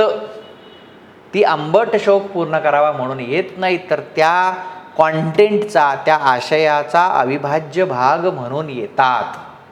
लक्षात येतंय? तर ते आपण वाचक म्हणून समजावून घेतलं पाहिजे. वाऱ्यानं सुद्धा नकोच ती झुलायला उगच, त्यानं घेतली तेव्हा तिने चिडवलं होतं केनेडीचं अनुकरण म्हणून. म्हणजे बघा आता हे अमेरिकन त्या सगळ्या याच्यापर्यंत जातात की JFK पर्यंत, केनेडीचं अनुकरण म्हणून त्यानं जोरजोरात खोडून काढलं होतं तिला. पण केनेडीचा खून झाल्यावर कित्येक महिने माधव त्या खुर्चीकडे फिरकला नव्हता. तशीच त्याची दाढी. कधीतरी फ्लूचं निमित्त होऊन स्वीडनमध्ये आजारी पडला म्हणून 8 दिवस दाढी केली नाही. जराशी वाढली असताना ओलाक भेटायला आला होता. म्हणाला, काय हँडसम दिसतोय तू दाढी ठेवून, अगदी कास्ट्रोसारखा. फिडेल कास्ट्रो, क्युबाचा जो कास्ट्रो आहे. मग ठेवलीच माधवनं ती. राधानं चिडवल्यावर म्हणाला, स्वीडनच्या हिवाळ्यात चेहऱ्याचं थंडीपासून रक्षण होतं. आणि मग दिल्लीला आल्यावर काय, उन्हाळ्यापासून. आठवून तिला हसायला आलं. बरं ठेवली तरी होती इतकी फॅशनेबल की रोज कोरून कातून आकार द्यायलाच लागे. रोजच्या जगण्यातले संदर्भ आठवणं हे काय आहे? ही सगळी आठवणींची जंत्री आहे. माधव गेल्यानंतर त्याच्याविषयीच्या आठवणींची जंत्री डोक्यात साचवलेली राधा एखाद्या नेहमीच्या रोजच्या जगण्यातल्या मध्यमवर्गीय स्त्रीप्रमाणे, की माझा नवरा असा होता, आणि अत्यंत भावुकपणे, म्हणजे एका पातळीवर मुलांशी अत्यंत तार्किक पद्धतीने, व्यक्तिवादी पद्धतीनं, देहदानाच्या बाबतीत तो त्याचा निर्णय होता, मी हस्तक्षेप करणार नाही असं म्हणणारी राधा, आणि नवऱ्याच्या दाढीचं, नवऱ्याच्या राहणीमानाचं, नवऱ्याच्या जुन्या आठवणींनी कातर होणारी राधा. मनुष्य म्हणजे मी परवाच म्हणालो की नाही, की मिक्सचर आहे सगळं पॅराडॉक्सेसचं. एकच एक मनुष्य असा कधीही नसतो की फक्त वाळवा नसतो, फक्त तार्किक नसतो, फक्त तर्कवादी नसतो, फक्त कणखर नसतो. तो सगळ्यांचा समुच्चय असतो. म्हणजे दाढी करण्यातला वेळ वाचे अशातला भाग नाही. कुठेही जायचं असो ती नेहमी त्याच्या आधी तयार. काय एवढी रंगरंगोटी करतोस का काय तरी. म्हटलं की उत्तर, मी भारताचा प्रतिनिधी आहे, समजलीस. ॲम्बॅसेडर जे असणं जे आहे, उगाच तुझ्यासारखा फालतू हँगर ऑन नाही, लटकून येत नाही. शिवाय तुला काय काही शोभून दिसतं. आमच्यासारख्याला आरशापुढं तास दीड तास काढल्यावरच बाहेर तोंड दाखवायचा धीर होणार. वस्तुस्थिती याच्याबरोबर उलट असल्यानं राधा उत्तर करायच्या भानगडीत पडत नसे. म्हणजे माधव हा राधाच्या मते अधिक देखणा आहे. हातात एक एक गोष्ट पुसता पुसता ती पुस्तकांच्या कपाटाशी येऊन ठेपली होती. पुस्तकं मात्र जवळजवळ सर्व तिचीच होती. हे वाक्य महत्त्वाचं. पुस्तकं मात्र जवळजवळ सर्व तिचीच होती. बौद्धिक प्रकारचं जे जीवन आहे, राजकारण, समाजकारण, मानसशास्त्र, काही कादंबऱ्या, बहुतेक इंग्रजी व्यतिरिक्त इतर भाषातून भाषांतर. ॲना कॅरेनिनाची चमड्यात बांधलेली सोनेरी नक्षीकाम केलेली अत्यंत सुंदर आवृत्ती तिनं हातात घेऊन उघडली. ॲना कॅरेनिना. आपल्याला हे सगळे कादंबरीकार माहिती आहेत का? लिओ टॉल्स्टॉय आपल्याला माहिती आहे का? दस्तयेव्स्की आपल्याला माहिती आहे का? हे सुद्धा समजावून घेतलं पाहिजे की ॲना कॅरेनिना कादंबरी जी आहे. आता माधवच्या जाड्या काळ्याभोर शाईच्या हस्ताक्षरात होतं. Florence 17 September 1954. राधास. अश्रू अक्षरांवर पडून ती फिसकटून नयेत म्हणून तिनं चटकन कादंबरी मिटून ठेवली. तिला नाजूक साजूक कलाकुसरीच्या छान छोकीच्या वस्तूंचा विशेष शौक नव्हता हे खरं. आता पूर्वी मी जेव्हा लेक्चर घ्यायचो ना 1-2-3 वर्षांपूर्वी, तेव्हा मी हे ॲना कॅरेनिना म्हटलं की लगेच मग त्याची सुरुवात काय आहे की happy families or all alike वगैरे. आता त्याच्यात मी जात नाही, कारण त्याचं कारण असं की विद्यार्थ्यांची हीच टेक्स्ट होत नाही, तर ह्यांना कुठे मग ॲना कॅरेनिनाबद्दल बोलायचं. ते ओघामध्ये रायटिंगच्या लेवलवरती जर तुम्ही आत्मसात करत राहिला ती टेक्स्ट तर आपण ते बोलूया. आत्ता आपल्याला ज्याची गरज नाही आहे, आत्ता आपल्याला 60% मार्क्स घ्यायची गरज आहे. 500 पैकी 280 290 आपल्याला आधी जायचं आहे, तर ते आपण आधी करूया, बाकीच्या गोष्टींमध्ये वेळ न घालवता. तिला नाजूक साजूक कलाकुसरीच्या छान चोकीच्या वस्तूंचा विशेष शौक नव्हता हे खरं, पण त्याला अपवाद एकाच गोष्टीचा, नरम तलम सुरेख कमावून नक्षीकाम केलेल्या चांबड्याच्या वस्तू. किती तऱ्हेतऱ्हेच्या ठिकाणाहून माधवनं तिला चांबड्याच्या बागा आणल्या होत्या. त्यांचा वास, रंग, पोत, स्पर्श सारं तिला अतिप्रिय असेल. अशा वस्तूंचं माहेरघर ज्याला समजावं ते फ्लॉरेन्स. आंतरराष्ट्रीय सगळे संदर्भ येतात, कधी इटलीचे येतात, कधी अमेरिकेचे येतात, आणि आपण जेव्हा आकृतीबंध उलगडवून दाखवा तेव्हा माधव आणि राधाच्या नात्याविषयी बोलताना वेगवेगळी स्थळं, त्यातल्या बहुसांस्कृतिकता, त्यातले संदर्भ, साहित्यिक संदर्भ, चित्रकलेचे संदर्भ, यानं त्या कादंबरीच्या त्या सगळ्या ह्याला आकार मिळतो. आणि हेही ते वैशिष्ट्य त्या आकृतीबंधामध्ये आपल्याला सांगायला लागेल. ते आपण लिहिताना बघूया. त्या शहराच्या रूपानं ती दोघं प्रथम क्षणीच दिपून गेली होती. जिनोआहून दिवसभर आपल्या जुन्या खटाऱ्यातून प्रवास करत करत तिन्हीसांची तिथं पोचली. किरकिरणाऱ्या नीराला अंघोळ घालून, लहानपणीची आहे ना, जीवनाच्या विविध टप्प्यावर बदलत जाणारे संदर्भ. आपण पहिलाच प्रश्न बघितला बघा, काळानुसार होणारं स्थित्यंतर. किरकिरणाऱ्या नीराला अंघोळ घालून, बाटली देऊन हॉटेलनं पुरवलेल्या पाळण्यात झोपवून ते तसेच उपाशीपोटी निघाले. बस विचारत रस्ता चुकत शेवटी पोचले सांता मारिया देल फियोरे चौकात, आणि शब्दही फुटेना त्यांच्या तोंडून त्या सौंदर्याला वाखाणायला. मावळत्या सूर्याच्या लाल किरणात चमकणारा तो नाजूक मनोरा, सांता मारियाच्या चर्चच्या घुमटाची ती भव्य अनाकलनीय झेप, भिंती दरवाजांवरचं ते अफाट कोरीव काम, 3 तास पोटातली भूक, हॉटेलात झोपलेली नीरा, प्रवासानं आंबलेलं अंग, सारं विसरून ते पायी पायी घोटाळत राहिले. म्हणजे ज्या प्रकारचं, मग आता इथं जे येतं की ज्या प्रकारची ऊर्जित अवस्था इथे आहे, फ्लॉरेन्स बघत असतानाची राधा. मगाशीच्या प्रश्नावर जर आपल्याला जायचं असेल की फ्लॉरेन्स बघत असतानाची राधा, आणि सगळ्यात शेवटी जिथे कादंबरी संपते तिथे जी कविता येते की शिशिर ऋतूच्या पुनरागमे एक एक पान गळावया, का लागता मज येतसे न कळे उगाच रडावया. न का लागता मज येतसे न कळेच उगाच रडावया. आणि फ्लॉरेन्समधला मनोरा बघून अत्यंत हरकून गेलेली राधा, आयुष्याच्या काळामध्ये वेगवेगळ्या काळाच्या टप्प्यांमध्ये घडत आलेली स्थित्यंतरे आणि बदलत जाणारे संदर्भ, याचं प्रत्यंतर एक एक पान गळाव्यामधून येतं. सांगा की हे आहे तरुण असणारी राधा, पोटात भूक असणारी राधा, आणि त्या माधव जे फ्लॉरेन्सच्या त्या म्हणजे तारुण्यातलं संदर्भ स्त्रीच्या बाबतीत हे कसं होतं, का शेवटी उदासी आहे, आणि मग हा जो उत्साह आहे हा कुठला आहे, याचं प्रत्यंतर मिळतं. आणि हे तुम्ही मांडणं आणि मला दाखवणं, मला याच्यातून कळणं की कॅन्डिडेटने खूप वेळेला संहिता वाचलेली आहे, कॅन्डिडेटने खूप वेळा टेक्स्टचं चांगलं वाचन केलं आणि ते त्याला आर्टिक्युलेट करता येतं. UPSC mains is all about articulation, it is not about knowledge, that's all. 1000 लोकांचे इंटरव्ह्यू बघा, कोणी म्हणतं मी PIB वरून वाचलं, कोणी म्हणतं मैंने मॅगझीन पढे थे, कोणी म्हणतं मैं वेब सिरीज से भी टॉपिक निकाल रहा था, कोणी म्हणतं मी इकडून. प्रश्न तो नाहीच आहे. त्या प्रश्नाला अनुसरून योग्य उत्तर देण्याच्या संबंधी तुम्ही गोळा केलेली माहिती योग्य पद्धतीनं आर्टिक्युलेट करणं, संदर्भासहित मांडणं, त्याचं उत्तर देणं एवढंच आहे. तसंच इथं सुद्धा की सांगा स्थित्यंतर, हा मला हे स्थित्यंतर जाणवतंय, मी हे लिहिणार, मार्क आहेत त्याला. पण ते करण्यासाठी हे परत परत वाचायला पाहिजे, अनेकदा वाचायला पाहिजे.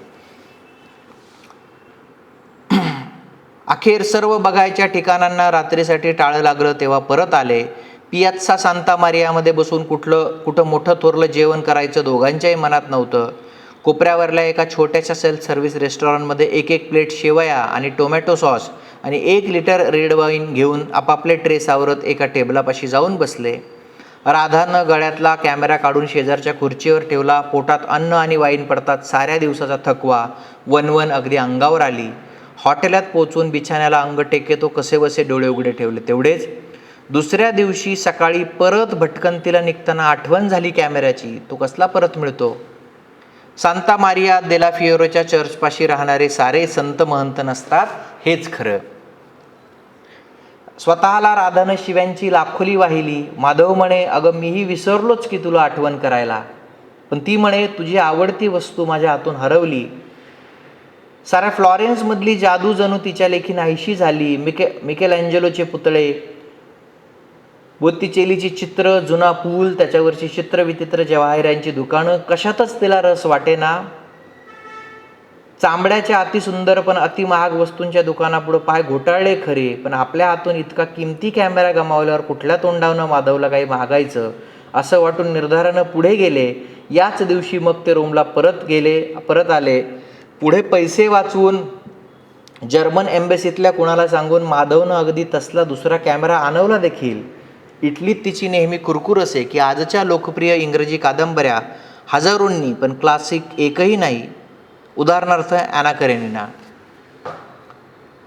इतका वेळ असे तिला. नीरा लहान, सारा वेळ झोपायची. आठवड्याचा लेख, इकडचं तिकडचं काम, लिखाण संपलं की वेळच वेळ. कशी छान संधी होती मोठ्याल्या राहून गेलेल्या रशियन लेखकांशी दोस्ती करायला. या ख्रिसमसला तिच्या छातीवर हे जाडच जाड पुडकं ठेवून माधवनं तिला जाग आणली होती. उघडल्यावर आनंदानं त्याच्या गळ्याला मिठी मारून तिला रडायला येऊ लागलं होतं. मुद्दाम लंडनहून पुस्तकाची मजबूत बांधणीतली आवृत्ती आणवून ती फ्लॉरेन्सला पाठवून तिच्या तलम चांबडी बांधणी आणि सोनेरी नक्षीकाम करून घेऊन त्यानं ख्रिसमस साधला होता. पण आत तारीख घातली होती कॅमेरा हरवला त्या दिवसाची. बसल्या बैठकीला वाचून काढली होती राधानं. त्यावर्षी एम्बसीच्या मुलांच्या ख्रिसमस पार्टीला देखील गेली नाही ती.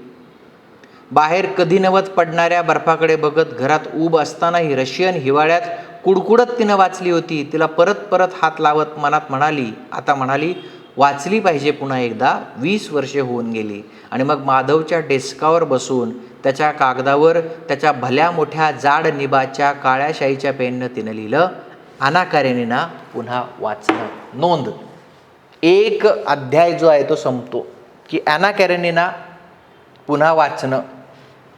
जगण्याचे संदर्भ हे उच्च मध्यमवर्गीय आहेत का? संबंध आत्ता जे आपण एक पान वाचलं त्याच्यामध्ये चित्र, शिल्प, एक कलासक्त दृष्टी असणारी राधा आपल्या नजरेस पडते. म्हणजे ती काही रांधावाडा उष्टी काढा ह्याच्यातली नाही आहे, हे आपल्या लक्षात येतं. आणि तो तिच्या व्यक्तिमत्वाचा पैलू आहे. त्यामुळं हे आपण नोट करून ठेवलं पाहिजे की राधा म्हणजे काय आहे. वाचन करणारी, उत्तमोत्तम साहित्यकृतींचा आस्वाद घेणारी, एम्बेसीतली जी काही सगळी पार्टी आहे त्याला न जाता ॲना कारेनिना वाचत बसणारी, एक प्रकारचं सौंदर्यासक्त कलासक्त जीवन जगणारी राधा. ती कोणी घरकाम करणारी स्त्री नव्हे. राधाची पर्सनॅलिटी जी आहे ती समोर आली पाहिजे आणि मग त्याच्यातून आपल्याला प्रश्न जे आहेत ते लिहिता येतील. इतक्यात घंटा वाजली. फरहद आला असणार. तिला अंग जड झाल्यासारखं वाटलं. क्षणभर वाटलं फरहद न येता तर बरं. आणि मग अपराध्यासारखं झालं. पण रोज फरहदला पाहून मनाचं सांत्वन होण्याऐवजी माधव नाही ही जाणीव आणखीनच धगधगे. दोघं तिच्या मनात नेहमी एकत्रच आकार घेऊन उभे राहत. हे पुन्हा महत्त्वाचं. दोघं तिच्या मनात एकत्रच आकार घेऊन उभे राहत. त्याच्याशी काहीही बोलायला जावं, आठवण काढावी, माधवचं नाव दोघांच्या मनात घुटमळत अखर पडेच बाहेर. दुःखानं भाजलेल्या कडेवर जरा कातडी धरत होती, पण तिला सारखा धक्का तरी किती सहन होणार. वाटलं आपण उठून कुठं नाहीसं व्हावं, परक्या परक्या माधवविरी ठिकाणी जावं. दुःखानं बेभान झालेली राधा, माधववर अतिशय निरतिशय प्रेम असणारी राधा. तिथं आपल्या आठवणीत तेवढा माधव आला, मनात तरी राहील हळुवार. या सगळ्या दुसऱ्याचं दुःखही सतत डोळ्यासमोर वागवून मन हळवं बुजरं झालंय. रोजच्या गोष्टी करायला ना करतंय, जावं का उठून कुठंतरी कशाला, आपल्याच घरी मुंबईला. जगण्याच्या वेगवेगळ्या टप्प्यांवर होणारी स्थित्यंतर आणि काळानुसार बदलत जाणारे संदर्भ. नीरा लहान असतानाचं फ्लॉरेन्स, तेव्हाचं ॲना करेनिना, आणि माधव गेल्यानंतर काळ बदलल्यानंतरचं ॲना करेनिना. उदास वाटणं जे आहे ते. त्या रात्री फरहद निघून गेल्यावर डेस्कशी जाऊन परत तिनं कागद ओढला पुढं आणि भाडेकऱ्याला लिहून टाकलं, जून अखेर जागा खाली करावी. मुंबईचा जो फ्लॅट गणेशला हवा आहे तो. शेजारच्या कागदावर ॲना करेनिना पाहून हसली, म्हणाली, आता मुंबईतच वाचन तुझं. माळा उघडून मोठा खोका खाली काढून पुस्तकं भरायला लागली. त्यात पहिलं गेलं तेच.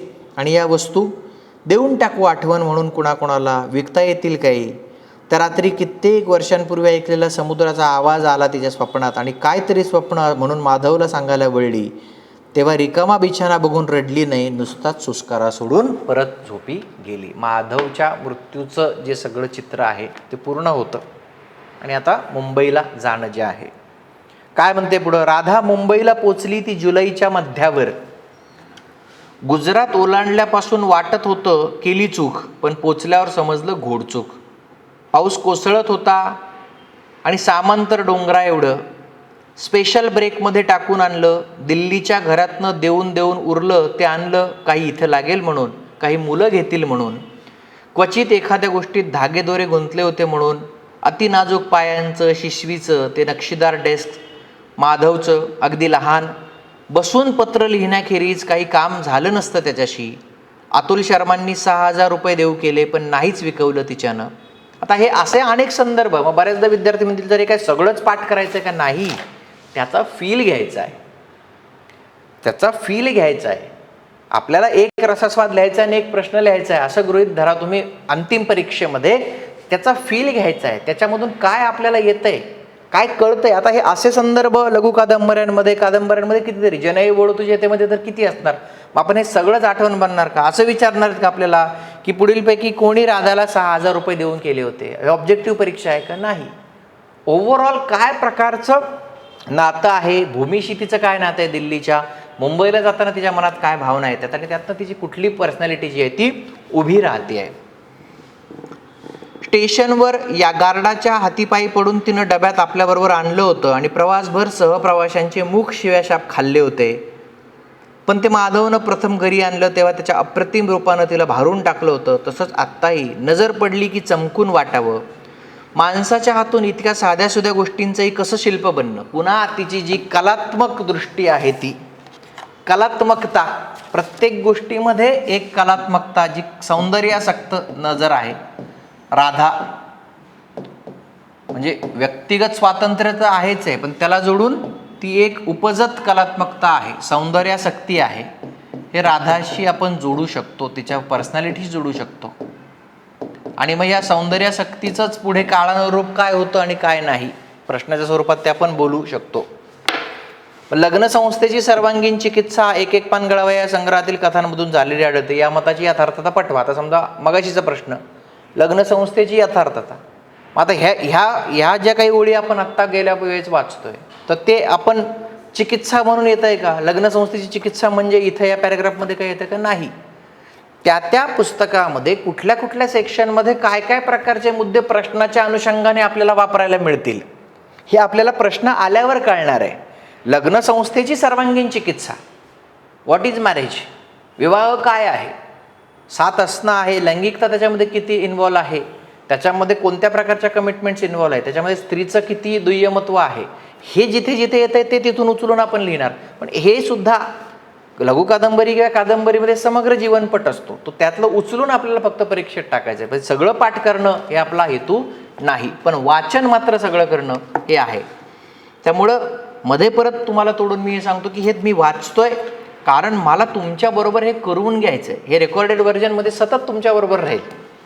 हे रेकॉर्डेड व्हर्जनमध्ये सतत तुमच्याबरोबर, तुम्ही ऑडिओ म्हणून कानात टाकत जरी बघितलं की हां ठीक आहे मी वाचतोय, तुम्ही ऐकताय. म्हणून हा एक्सरसाइज मी यावर्षी सुरू केला आहे. अदरवाईज मराठी साहित्याच्या बॅचमध्ये टेक्स्ट वाचणं एक्सपेक्टेड नाही आहे शिक्षकांना. माझी जी काही त्याच्यावरची कमेंट्री आहे ते मी माझ्या काय 7-8 पानांच्या नोट्स आहेत त्या देऊन त्याच्यावरती मी बोलत राहू शकतो. मध्येच गौरी देशपांडेंच्या मुलाखती वाचू शकतो, त्यांच्याविषयी काही समीक्षकांनी काय विधानं केली आहेत ती टिपणांमध्ये देऊ शकतो. ते तर मी करणारच आहे.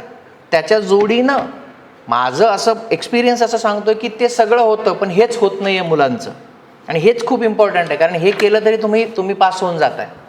म्हणून हे सिरियसली घ्या. याच्यामध्ये कंटाळा करू नका की नाही कशाला ऐकायचं मी नंतर, कारण ह्याला जोडून सायमल्टेनियसली मी जे बोलतोय ते महत्त्वाचं आहे. साध्या सुध्या गोष्टींचंही कसं शिल्प बनतं, कोणा कुठल्या सुतारानं 150-200 वर्षापूर्वी खपून रात्रीचा दिवस करून हलके हलके त्याला कळा दिली, चमक दिली. ते प्रेम, ती आस्था अजून चमकत होती त्या लाकडातून जणू. कलकत्त्याला चोर बाजारात सापडलं माधवला. आता तसलं काम ती कुसर दिसायची नाही पण कुठं. आणलं तेव्हा जुनाट धुळकट मोडकं होतं, तरी गर्वानं मिरवत असल्यासारखं बसलं येऊन खोलीत. कितीतरी शनिवार रविवार सुट्ट्या तिनं आणि माधवनं त्याला काळजीपूर्वक घासलं पुसलं पॉलिश केलं होतं. सहजीवन काय आहे, राधासाठी सहजीवन काय आहे, माधवसाठी काय आहे, की तिनं भांडे जे आहेत ते घासावेत आणि त्यानं ते विसळावेत. तिला जे काम आवडत नाही ते माधवनं करावं. दोघांनी मिळून त्यानं आणलेली एखादी चांगली अँटिक वस्तू जी आहे त्याची निगा करावी. एक एक करून माणसं उतरू लागली. त्यांना घ्यायला आलेली माणसं लगबगीनं पुढं झाली, हमाल ठरवू लागली. राधाला वाटून गेलं लिहायला हवं होतं मुलांना, निदान निराला तरी. पण ज्या निश्चयानं तिनं एकटीनंच निघून यायचं ठरवलं होतं, सारं धकवून नेलं होतं, त्याच निश्चयानं ती पुढं झाली. आधुनिक जीवन जाणिवेमुळे निर्माण झालेले पेच, आत्यंतिक व्यक्तिवाद. मुलांना फोन करावा. वैधव्य आलंय, बेसिक साध्या मराठी भाषेमध्ये आपण काय म्हणतो की वैधव्य आलेली स्त्री आणि तिची 3 मुलं आहेत आणि ती स्त्री एकटीनं दिल्लीवरनं मुंबईला येते एवढ्या मोठ्या सामानासकट. मनात आलं की निराला तरी फोन करावं, मनात आलं की मुलांशी तरी बोलायला हवं. पण ज्या निश्चयानं एकटीनं आली होती, आता पेच ह्याचा दांडोळा घेतलाय का, तर हा तोच आहे ना पेच, की आत्यंतिक व्यक्ती. आधुनिकता काय आहे, आधुनिकता या वेगवेगळ्या गोष्टींमध्ये पण आहे. हमाल ठरवायचे, हातगाड्या ठरवायच्या, सामान सोडवून घेऊन घरी न्यायचं, सगळं आपल्यालाच करायचं. आता कुणी आपल्यासाठी काही केलंच तर तो उपकार. इतकी क्लॅरिटी आहे आणि आत्यंतिक क्लॅरिटी असल्यामुळं निर्माण झालेले पेच. म्हणजे स्वतःच्या मुलांनी जरी आपल्यासाठी काही केलं तर तो उपकार आहे, तो फेवर आहे असं म्हणणारी राधा. तिची व्यक्तिमत्व काय आहे, तिचं काय आहे आपल्या लक्षात यायला पाहिजे. सहज प्रेमानं करणारं कुणी नाही, खरं तर रडू यायला पाहिजे होतं, पण श्वास तेवढा घेऊन ती दारात आली. पेच, कॉन्फ्लिक्ट जो आहे तो कारावार स्वतंत्रपत्रेमध्ये पण आहे ना, की मलाच माझ्यापासून सोडवीन म्हणते, मलाच माझ्यापासून सोडवीन म्हणते, की मी तुझ्यात इतकी गुंतलेली आहे की तू जरी आता गेलास तरी मला तुझ्यामध्ये अडकलेली जी मी आहे तिला सोडवायला पाहिजे मानसिकरित्या. कारण आयुष्य हे केवळ तर्कावर चालत नाही. म्हणजे काय, खूप रडू यायला पाहिजे होतं, पण श्वास तेवढा घेऊन ती दारात आली. समोर दिसले ते हमाल बोलवले, त्यांना सांगितलं सामान खूप आहे, ब्रेकमध्ये पण आहे. 50शी उलटलेल्या एकट्या बाईला हिंदुस्थानात तरी मदत करणाऱ्यांची वानवा नसते. भारतीय समाजाविषयीचं एक ऑब्झर्वेशन, एक निरीक्षण. 50शी उलटलेल्या एकट्या बाईला हिंदुस्थानात तरी मदत करणाऱ्यांची वानवा नसते. सामान सोडवून आणलं, स्टेशन बाहेर निघालं, हातगाड्या ठरल्या, त्यांना पत्ता दिला आणि बॅगा आणि ते छोटं डेस्क आपल्याबरोबर घेऊन ती टॅक्सीत बसली. अंगावर पाऊस न घेताही नुसत्या घामानं अगदी भिजून गेली होती. साडी अंगाला घट्ट चिकटली होती. केलेल्या प्रवासानं आणि दगदगीनं हैराण वाटत होतं. गौरी देशपांडेंची प्रसंग चितारण्याची जी शैली आहे ती सुद्धा महत्त्वाची आहे. निवेदन, आकृतीबंध उलगडवून दाखवा. पाठोपाठ घटनांमागं घटना घडत नाही आहेत, त्या घटनांच्या मध्ये एक ब्रीदिंग स्पेस आहे. त्या घटनांच्या मागे ज्याला आपण म्हणतो की काही एक पार्श्वभूमी आहे. टॅक्सीच्या आणखी कितीतरी करायची आहे या तिच्या विचारानं आणखीनच घाम फुटत होता. टॅक्सीच्या वेगानं नुसता वाऱ्याचा भास होत होता तो सुद्धा गोड वाटला. पाऊस आत येत होता तरी काच खाली करून ती बघत राहिली. 4-5 वर्षांपूर्वी फ्लॅट घेतला तेव्हा तरी अगदी समुद्रकिनारी होता. आता वाटेत काय उंच बिल्डिंगा झाल्यात देव जाणे. लग्न होईपर्यंत मुंबईत आयुष्य काढलं आणि आता सारं जग गोल फिरून पुन्हा आपण back to the pavilion. Total 55 वर्ष. Back to the pavilion. Total 55 वर्ष.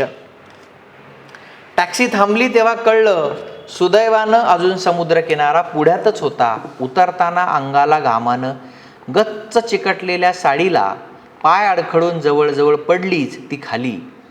मनात येऊन गेलं इतके दिवस घरात म्हणून कुर्ता पायजामा घातला तो नेहमीच घालायला हवा.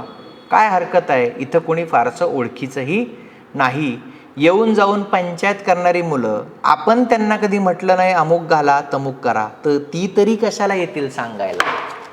आत्यंतिक व्यक्तिवादी म्हणजे कुटुंब नावाचं युनिट एकमेकांना नियंत्रित करत असतं.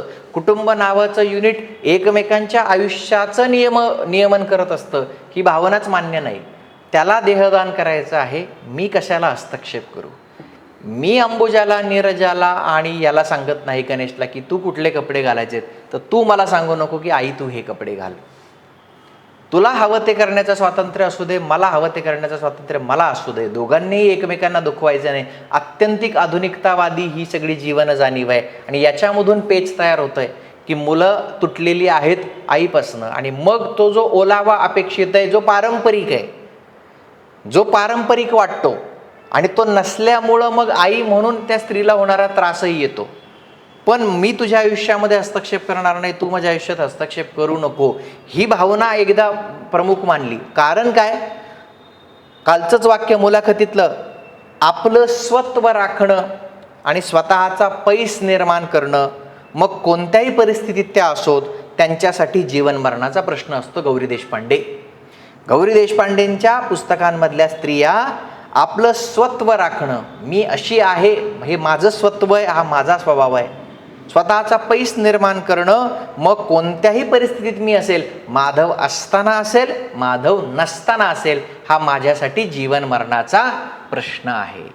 आणि म्हणून राधा अशी आहे. लेखकाची भूमिका आपल्याला जी लक्षात येते, आपण त्यांना कधी म्हटलं नाही अमुक घाला तमुक करा, ती तरी कशाला येतील सांगायला. टॅक्सीवाल्याला पत्ता सांगताना परत वाटलं होतं कुणी नाही तर नीराला तरी सांगायला हवं होतं, घरी येऊन जा झाडून घे म्हणून. आता दुसऱ्या कुणी सोडलेलं उखीर वाखीर घर. उखीर वाखीर शब्द जो येतो आणि होतंच ते. दिलं होतं खात्रीलायक माणसाला, म्हणजे म्हणतात सोडील अशी खात्री ज्याच्याबद्दल होती त्याला. घर तो कसा वापरील याची खात्री नव्हतीच. त्यानंही ते सोडलेला 15-20 दिवस झाले होते. मुंबईत घर घाण व्हायला काय वेळ. दिवसा ढवळ्यात झुरळं, मुंग्या, माशांच्या पार्ट्या भरल्या होत्या. तिनं दार उघडून बॅग आत ठेवली. लिफ्टवाला डेस्क आणत होता. ती चटकन म्हणाली, अरे जपून.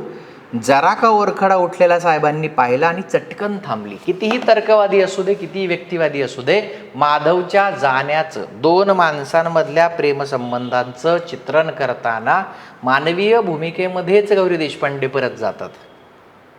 नाहीतर काय की मेलाय आता क्लिअर आहे ना, मेलाय तर संपला, असं नाही होत. त्या माणसाचा रेसिड्यू तुमच्या आतमध्ये उरतो आणि तो रेसिड्यू उरण्याचं चित्रण सुद्धा प्रभावी पद्धतीने करणाऱ्या गौरी देशपांडे. प्रत्येकारी चित्रण आहे, बदललेले संदर्भ काय पद्धतीने ते येतं आणि ते कुठल्या कुठल्या पातळीवर येतं. आणि चटकन थांबली. विचारांच्या पाकोळीला तरी काय सवय याच दिव्याभोवती झापडायची. प्रतिमा ज्या आहेत त्या कधी कधी ज्या रोमॅन्टिसिझम, ज्या स्वच्छंदवादी चळवळीतल्या जशा असतात की पाकोळीला आणि दिवा, अगदी क्लिशेड झालेली जी काही प्रतिमा आहे. पुन्हा एक श्वास घेऊन ती बंद दाराच्या आत नुसती उभी राहिली. भोवताली भिंती, माणसं सोडून गेली त्यांच्या खानाखुना. भिंतीला लटकणारं जुनं कॅलेंडर, एक तुटका कंगवा, जमीन पुसायच्या फडक्याच्या एका कोपऱ्यातला बोळा, समोर दिसणाऱ्या स्वयंपाकघरात मोरीच्या वर अडकवलेलं ताटपळ्याचं घर, सिगरेटीच्या थोटकांनी भरलेला जामचा डबा, सगळ्यावर पसरलेला धूळ जळमटांचा लेप. हे सगळं मी एकटीनं आवरायचं, आटपायचं, चालवायचंय. हताशपणानं तिला रडू फुटतंय की काय असं वाटलं. हे सगळं मी एकटीनं आवरायचंय.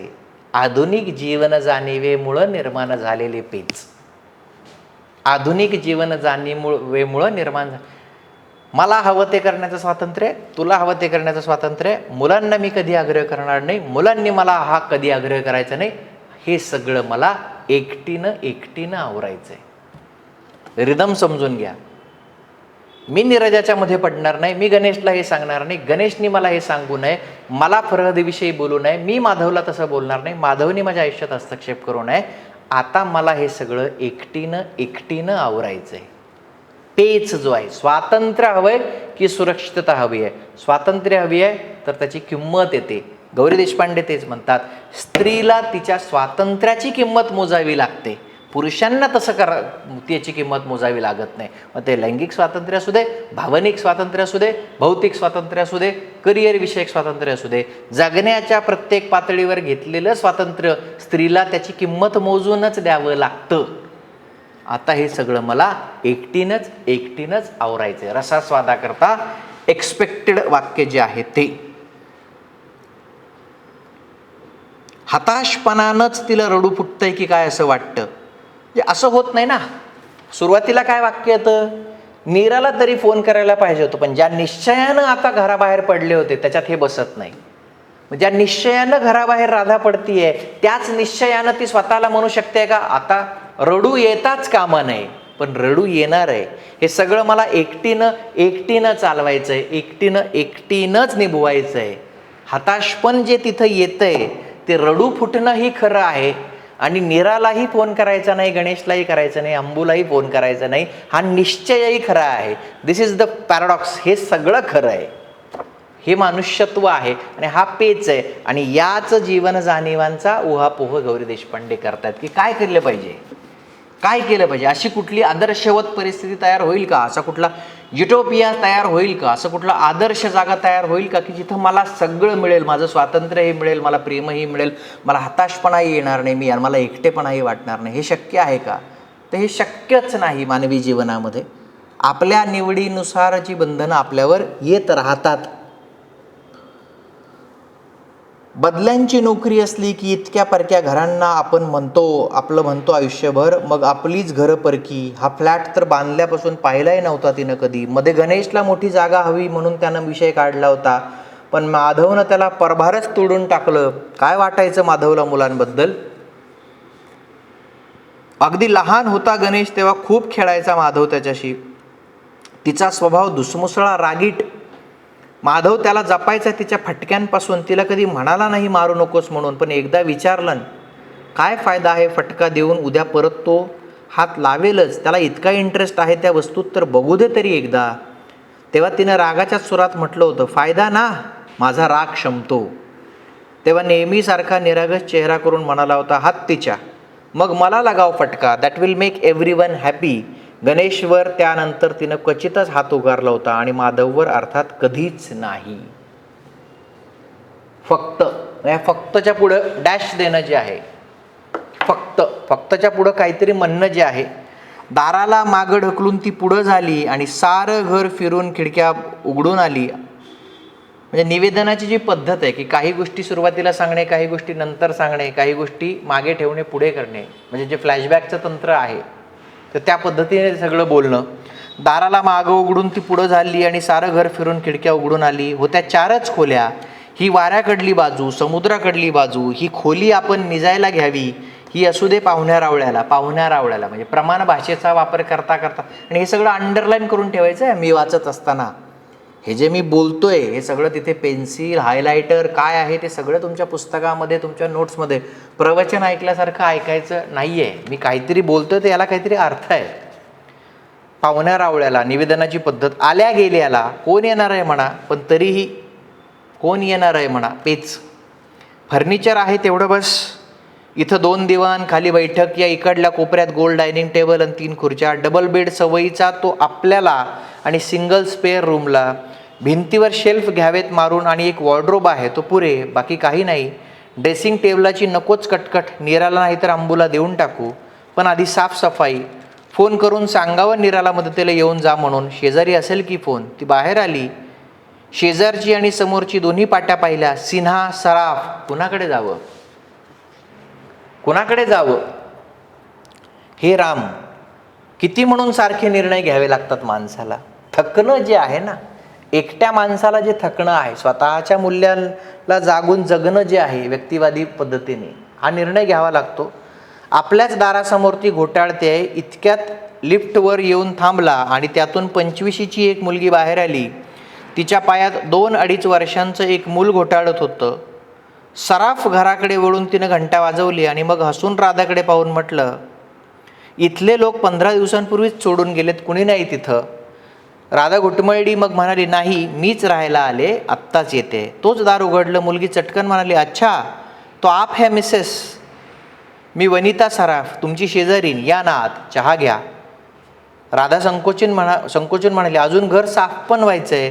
ते होईल हो, आधी बसा तर येऊन. आणि दारातच मोलकरीण उभी होती. तिला म्हणाली, बट्टूला घे आणि चहा टाक पटकन, या ना या. म्हणजे मगाचा जर प्रश्न आहे स्त्रीच्या जीवनात काळानुरूप संदर्भ आणि आणखी जे आपण बोललो, आधुनिक जीवन जाणीवेने उपस्थित केलेले पेच उलगडून पाहण्याचा प्रयत्न गौरी देशपांडे यांनी केला आहे. म्हणजे आता वनिता सराफच्या निमित्तानं जे येतं की या घरात या, ह्याच्या जागेवर राधा असते तर या घरात या, चहा पिऊन जा, असं म्हणाली असते का? मग राधाच्या जीवनातला जो पेच आहे तो वनिता सराफच्या जीवनात आहे का? हे सगळ्याची चिकित्सा जी ही वाचता वाचता आपल्याला करता आली पाहिजे. इतक्या अगत्यानं बोलावल्यावर पुन्हा नाही म्हणणं अगदीच माणूस घाण्यासारखं दिसलं असतं. आणि परत काही नाही तर शेजारी राधा तिच्या मागून आत गेली.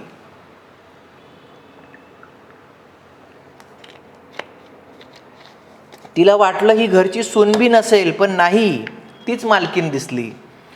बसून कसा काय प्रवास झाला, सामान यायचंय का अजून वगैरे बोलतायत, तो कुणाशी बोलते आहेस म्हणत तिचा नवरा आतल्या खोलीतून बाहेर आला. त्याला पाहून प्रथम दर्शनी तरी राधाचं मन जरा खट्टू झालं. सुरेख नाही तरी वनिता चुणचुणीत हुशार होती. तिच्या बोलण्या वागण्यात सहज मैत्री होती. हा नवरा एकतर तिच्याहून चांगला 15 वर्षांनी वडील दिसत होता. पुन्हा दिसायला अगदीच सुमार, पोट सुटलेलं, ओठ जाडे, सिगारेटनं काळे पडलेले. पण पुन्हा स्वतःला सावरून ती मनात म्हणाली, आपल्याला काय करायचंय. तोही येऊन बसला. ओळख वगैरे झाली. चहा आला. तो मुलगाही आला बिस्किटाच्या आशेनं. राधाला मुलांची फार आवड नव्हती, पण आजींना नमस्कार कर म्हटल्यावर त्यानं मान हलवून असं काही गोड हसू काढलं की तिला मजा वाटली.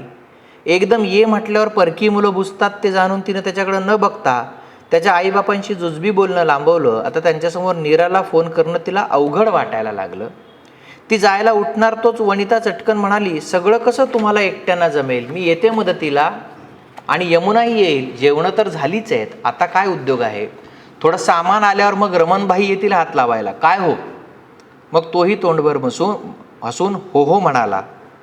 राधा काही हो हो म्हणायच्या आत वनिता, यमुना, बादली, ब्रश, फडकी, साबू, पावडर, झाडू सारं तिच्या घरात येऊन दाखल झालं.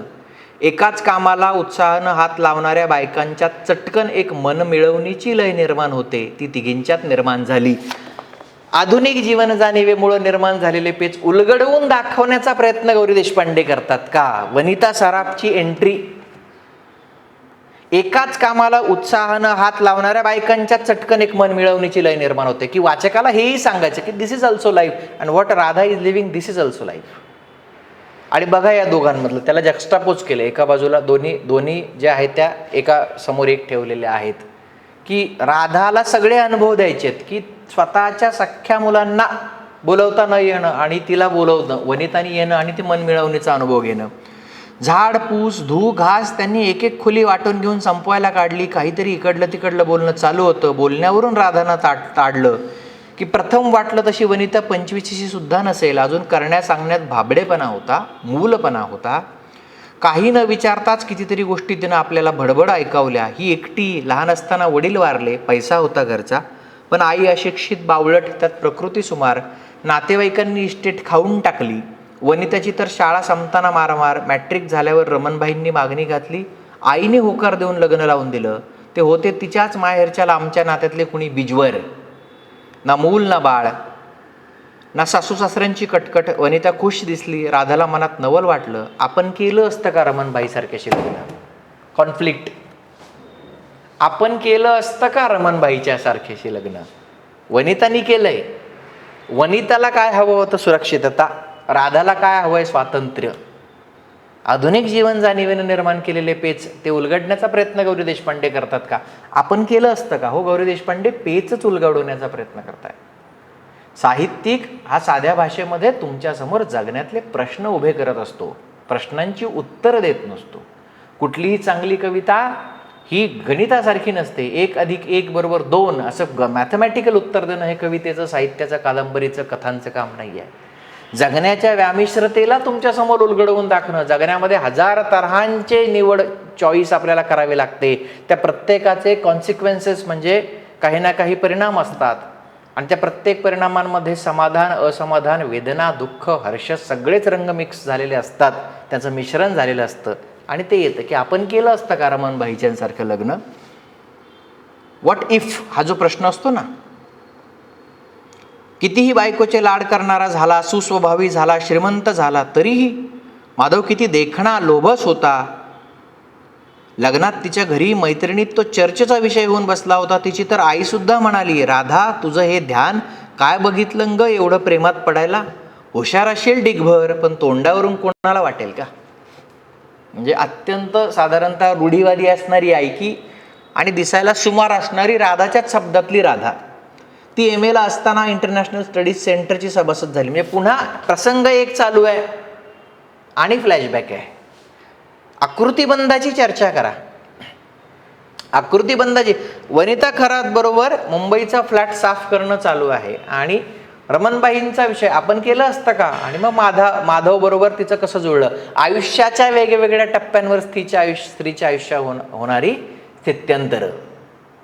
स्थित्यंतर आणि बदललेले काळानुसारचे संदर्भ हे येतात.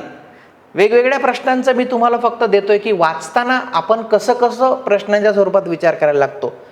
अगदी 2014च्याही पूर्वीचे प्रश्न, ओल्ड पॅटर्नचे प्रश्न आपण 13च्या अगोदरचे बघणार आहोत, तेही बघूया. पण किमान हे गेल्या 11 वर्षातल्या आधी लिहून काढायला पाहिजेत प्रश्न. त्याचं काही ना काही फॉर्मॅट तयार करून ठेवायला पाहिजे. ती MA ला असताना इंटरनॅशनल स्टडीज सेंटरची सभासद झाली. त्यांच्या एका सभेला सेक्रेटरीचा मित्र म्हणून आला होता माधव. तेव्हा इंग्लंडातल्या शिक्षणक्रम नुकताच पुरा करून कुठल्याशा अमेरिकन युनिव्हर्सिटीत उच्च शिक्षणासाठी प्रवेश मिळेपर्यंत वेळ काढत होता मुंबईला. त्याला बघताच खोलीतल्या 5ही मुली त्याच्या प्रेमात पडल्या. राधाशी त्याची तशी ओळख व्हायचं कारण नव्हतं. ती त्याच्या लक्षात राहिली असली तरी प्रत्येक विषयावर कडाडून वाद घालायला तयार असणारी भांडकुदळ मुलगी म्हणून असेल फार तर. पण 2 दिवसांनी बसमध्ये ती अचानक त्याच्या शेजारी बसली. तो हसला, म्हणाला, ओळखलत का? स्थित्यंतर आणि बदललेले काळाचे संदर्भ, निवेदनाची पद्धत, फ्लॅशबॅकचं तंत्र, आकृतिबंध आणि रचना, परत ते जुने प्रश्न मनासमोर आणायला पाहिजे. काही विचार करायच्या आत ती म्हणून गेली, हो तुम्हाला का नाही ओळखणार? आणि मग लाजून लालबडक झाली.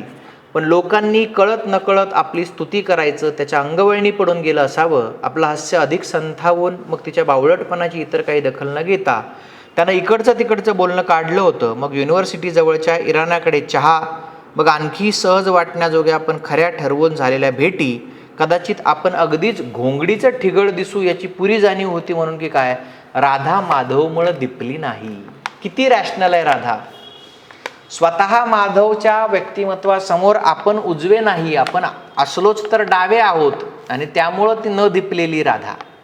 स्वतःचं भान सोडलं नाही कारण स्पर्धेमध्ये जिंकण्याची शक्यताच नाही आहे देखणेपणाच्या बाबतीत.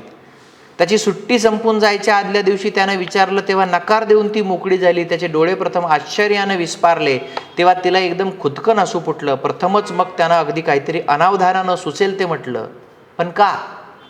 तिला पुन्हा हसू आलं पण तरीही स्वर गंभीरच ठेवून ती म्हणाली, माझी ओळख नाही तितकी तुझ्याशी आणि तुला आणखी वर्षभर ओळखत राहिली तरी ती होईल असं मला वाटत नाही. तू फार सावध आहेस, फार विचारी आहेस, काही समजत नाही तुझ्याबद्दल.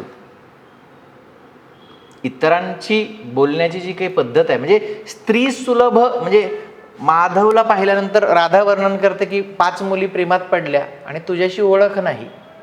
स्त्री सुलभ कुठल्याच गोष्टींना आहारी न जाणारी राधा, अत्यंत तर्कवादी बौद्धिक असा विचार करणारी राधा. पण फक्त अविचारी आणि आतताई माणसंच लग्न करायला लायक असतात की काय? असंच काही नाही वेड्या, मुद्दाम वाकड्यात जाऊ नको. आता तुम्ही एक गंमत बघा, सगळ्या पात्रांमधले जे संवाद आहेत एक एक पान गळावयामधले, हे कशा आहेत? त्याचा संवादाचा स्तर बघा कसा आहे, बौद्धिक आहे जनरली. कारण ही पात्र योजनाच अशी आहे की जगण्यातल्या वेगवेगळ्या प्रकारच्या पेचांना उलगडवून दाखवावं, हाच त्याच्या मागचा हेतू आहे.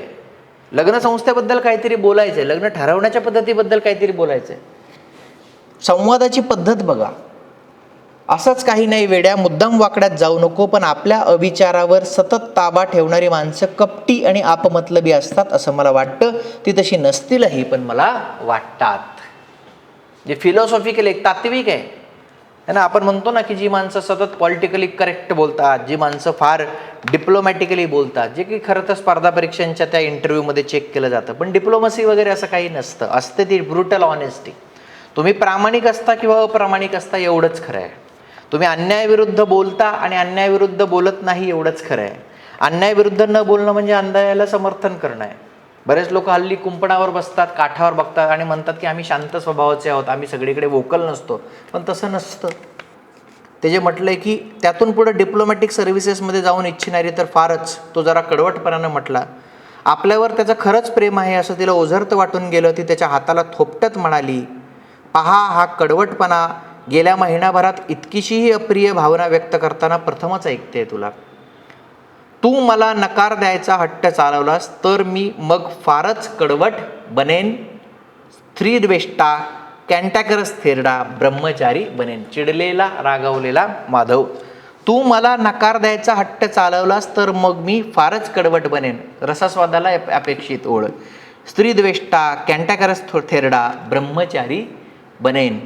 हा पण दुसऱ्या महायुद्धाबद्दल भारताने घेतलेल्या भूमिकेविषयी तुझं काय म्हणणं आहे? Bloody fool Bharat. मग इथं थोडंसं एक नॉर्मल्सीकडे ते येतं. तू राधा बी सिरियस, मी इकडे तुला माझं प्रेम, माझं आयुष्य, माझा पगार इन दॅट ऑर्डर देऊ करतोय आणि तू मग सिरियसली माधव मला तुझ्याशी लग्न करायचं नाही. आपली नावं एकमेकांना साजेशी असली तरीही तुझं दुसऱ्या कोणावर प्रेम आहे का? हट. मग मी आशा करीत राहीन. तिला त्याच्यात तथ्य वाटलं नव्हतं. पॉलिटिक्स घेऊन MA झाल्यावर इतर लोक जसे मुकाट शिक्षकी पेशा पत्करतात तसा तिनंही पत्करला. वर्षभर तिला माधवची तुरळक पत्र आली. तिनं काही उत्तरं लिहिली. नोकरी करतोय ते लिहिलं. पॉलिटिकल जर्नलिझममध्ये पाय टाकल्याचं लिहिलं. म्हणजे त्या काळी हिंदी माणसाला, विशेषतः स्त्रीला, राजकारणावर जेवढं लिहिणं शक्य होतं तेवढीच असे तिची धाव. मोठे चंद्र सूर्य तळपत असतात, तिचा प्रकाश कुठं दिसणार. हळूहळू वाटायला लागलं की काहीतरी करताना लिहिताना आपण उगाचच ते माधवच्या संदर्भात ताडून बघायला शिकलो आहोत. त्याचा स्वभाव उपरोधिक आहे हेही तिला कधीतरी जाणवलं. एकदा तिनं लिहिलेल्या कुठल्या तरी आर्टिकलवर त्यानं सरकार धार्जिनं असा हल्ला चढवला तेव्हा तो नुसताच करिअर डिप्लोमॅट नसून हिंदुस्थानच्या भविष्यात, धोरणात, राजकारणात त्याला खरा रस आहे हे तिला उमगलं. प्रत्येक संवाद, प्रत्येक बाबतीमध्ये एक बौद्धिक प्रकारचंच सगळा हा संवाद आहे, बौद्धिक प्रकारचंच सगळं ते नॅरेशन आहे. हे तुमच्या हळूहळू लक्षात येत असेल. नकळत एक दोनदा वाटून गेलं, कधी आता परत येणार आहे कोण जाणे. हे आपल्याला वाटतंय त्याला प्रेम म्हणायचं का? माधवलाच विचारलं पाहिजे आल्यावर. माधवलाच विचारलं पाहिजे आल्यावर. आणि इथून मग परत ते सगळं तिचा जो जुना प्रवास आहे तो. इथं आपण आज थांबूया. आजचा माझा हेतू आहे, हे तिसरंच लेक्चर आहे, की वाचता वाचता हळूहळू तुम्हाला आता परीक्षेच्या झोनमध्ये न्यायचं आणि त्याच्यामधून मग आपलं हळूहळू तुमची रायटिंग प्रॅक्टिस आणि या गोष्टी सुरू करायच्या. लक्षात द्या, इथं आपण थांबूया. उद्या आपण आता जास्त, म्हणजे जसं कालपेक्षा आज आपण वाढवलं तसं आजपेक्षा उद्या आपण वाढवणार. लक्षात येते. आणि तसं मग आपण या आठवड्यामध्ये हे पुस्तक पूर्ण संपवणार. मग नेक्स्ट वीकमध्ये एक पेपर 2चं आणि मग एक पेपर 1चा टॉपिक, असं करत करत एक 4.5 ते 5 महिन्यांमध्ये आपण व्यवस्थित ही बॅच संपवणार आणि मग रायटिंग प्रॅक्टिसही नेक्स्ट वीकपासून सुरू करणार. पण या सगळ्यामध्ये मला तुमच्याकडून अपेक्षित आहे की तुम्ही हे अत्यंत भक्तिभावाने वाचाल, समजून घेण्याचा प्रयत्न कराल. त्याच्याविषयी काही शंका असतील तर माझ्याशी बोलाल आणि जेवढं शक्य आहे तेवढं ऑफलाईनच्या लोकांबरोबर तुम्ही याल. ऑनलाईनमध्ये तुम्ही फीज भरताय, सगळं करताय, मी तुमच्याशी बोलतोय, पण मला तुमचे चेहरे दिसत नाहीत, मला कळत नाही तुमच्या चेहऱ्यावर काय हावभाव आहेत. ऑफलाईन टीचिंग आणि ऑनलाईन टीचिंगमध्ये तोच खूप फरक असतो की जे इथे असतात मला त्यांच्या भावनांनुसार कळतं की काय डेप्थचं बोलायचं आहे, काय तुमच्या वरून चाललं आहे, काय तुमच्या तोंडावर आदळतं आहे, काय तुम्हाला कळतच नाही आहे. त्यामुळं जेवढं ज्यांना ऑफलाईन शक्य आहे त्यांनी ते ऑफलाईन आलं पाहिजे. आणि आता आपण 2-4 दिवसामध्ये रायटिंगला पण सुरुवात करूया. इथं आपण थांबूया. तोपर्यंत तुम्ही पुढचंही ते वाचून घेतलं पाहिजे. आणि आणखी जे मी 2014 पासून 25पर्यंतचे सगळे प्रश्न टाकलेत ते तुमच्या हातानं लिहिले पाहिजे. जे एक्सरसाइजेस मी देतोय त्या करायलाच पाहिजे. परत एकदा सांगतो, ऑप्शनल खूप सोपं आहे. याच्यासाठी तुम्ही मराठी साहित्याचं याच्या अगोदर वाचन करणं अपेक्षित नाही आहे. असं काही नाही आहे की तुम्ही पूर्वी, आणि वाचलं तरी काय असतं, बहुसंख्य मराठी मुलांनी वाचन म्हणून काय आहे, छावा आणि मृत्युंजय एवढंच काहीतरी असतं फार तर, आणि पु ल देशपांडे असतात. असं काही आपण वाङ्मयीन असं काही केलेलं नसतं सिव्हिल सर्व्हिसेसचे ॲस्पायरंट म्हणून. अगदीच कोणी असेल, अपवादात्मक असतात ती 5%-10% मुलं की जे खूप काहीतरी वाचत असतात, हे मला माहिती आहे. आणि इकडे सक्सेसफुल होण्यासाठी तुम्हाला फार डेप्थमध्ये ते वाचण्याची गरजही नाही. पेपर 1च्या बाबतीतही नाही. माझ्या नोट्स आहेत स्वतः मी काढलेल्या, यशवंतराव चव्हाण मुक्त विद्यापीठाचं जे BAचं MAचं बहुतांश मटेरियल आहे त्याच्यामधून स्वतः काही मी रेफरन्स बुक घेऊन मी नोट्स माझ्या पद्धतीने पूर्ण अक्षरांमध्ये काढलेल्या आहेत. तेवढ्या पाठ करायच्या आहेत आणि तेवढंच ते डिलिव्हर करायचं आहे. बाकी जास्त तिथे डोकं लावायचं नाही. आणि मग जेव्हा ते होईल तेव्हा अधिकाधिक काय करता येईल त्याच्यावर आपण, बट इट विल, ज्याला काय म्हणतो, deferred for candidate to candidate ते चेंज सगळं असेल. सो इथं आपण थांबूया. जे एक्सरसाइजेस मी दिल्यात हे सगळे प्रश्न हाताने लिहून काढा. आणि तोपर्यंत एक पान गळवायला आपण सुरुवात केली आहे. तर कारावासोधन पत्रे वाचा, मध्यलटपटीत वाचा, कारण लगेच आपण हे संपलं 1-2 दिवसात की कारावासोधन पत्रे येणार आहोत आणि मग लगेच मध्यलटपटीतलं येणार आहोत. लक्षात येत आहे. त्याच्यानंतर आपण कविता संग्रहाची सुरुवात करणार आहोत. मग आपण विशाखा घेऊया किंवा नारायण सुर्वेंचं जाहीरनामा जो आहे कविता संग्रह त्यांनी सुरुवात करूया. क्रम जो आहे तो तुम्हाला सांगून ठेवतोय. ही 19 पुस्तकं विकत घेऊन ठेवा. आप्पा वळवण चौकामध्ये के सागर यांच्या दुकानात मिळतात. आणखी सगळीकडे मला वाटतं ही पुस्तकं अवेलेबल आहेत, कारण UPSCने लावल्यामुळं बरेचसे बुक सेलर्स हे ठेवत असतात. पेपर 1साठी आत्ता काही घेऊ नका, जसं ते लागेल तसं मी सांगेन. उद्या भेटूया. धन्यवाद.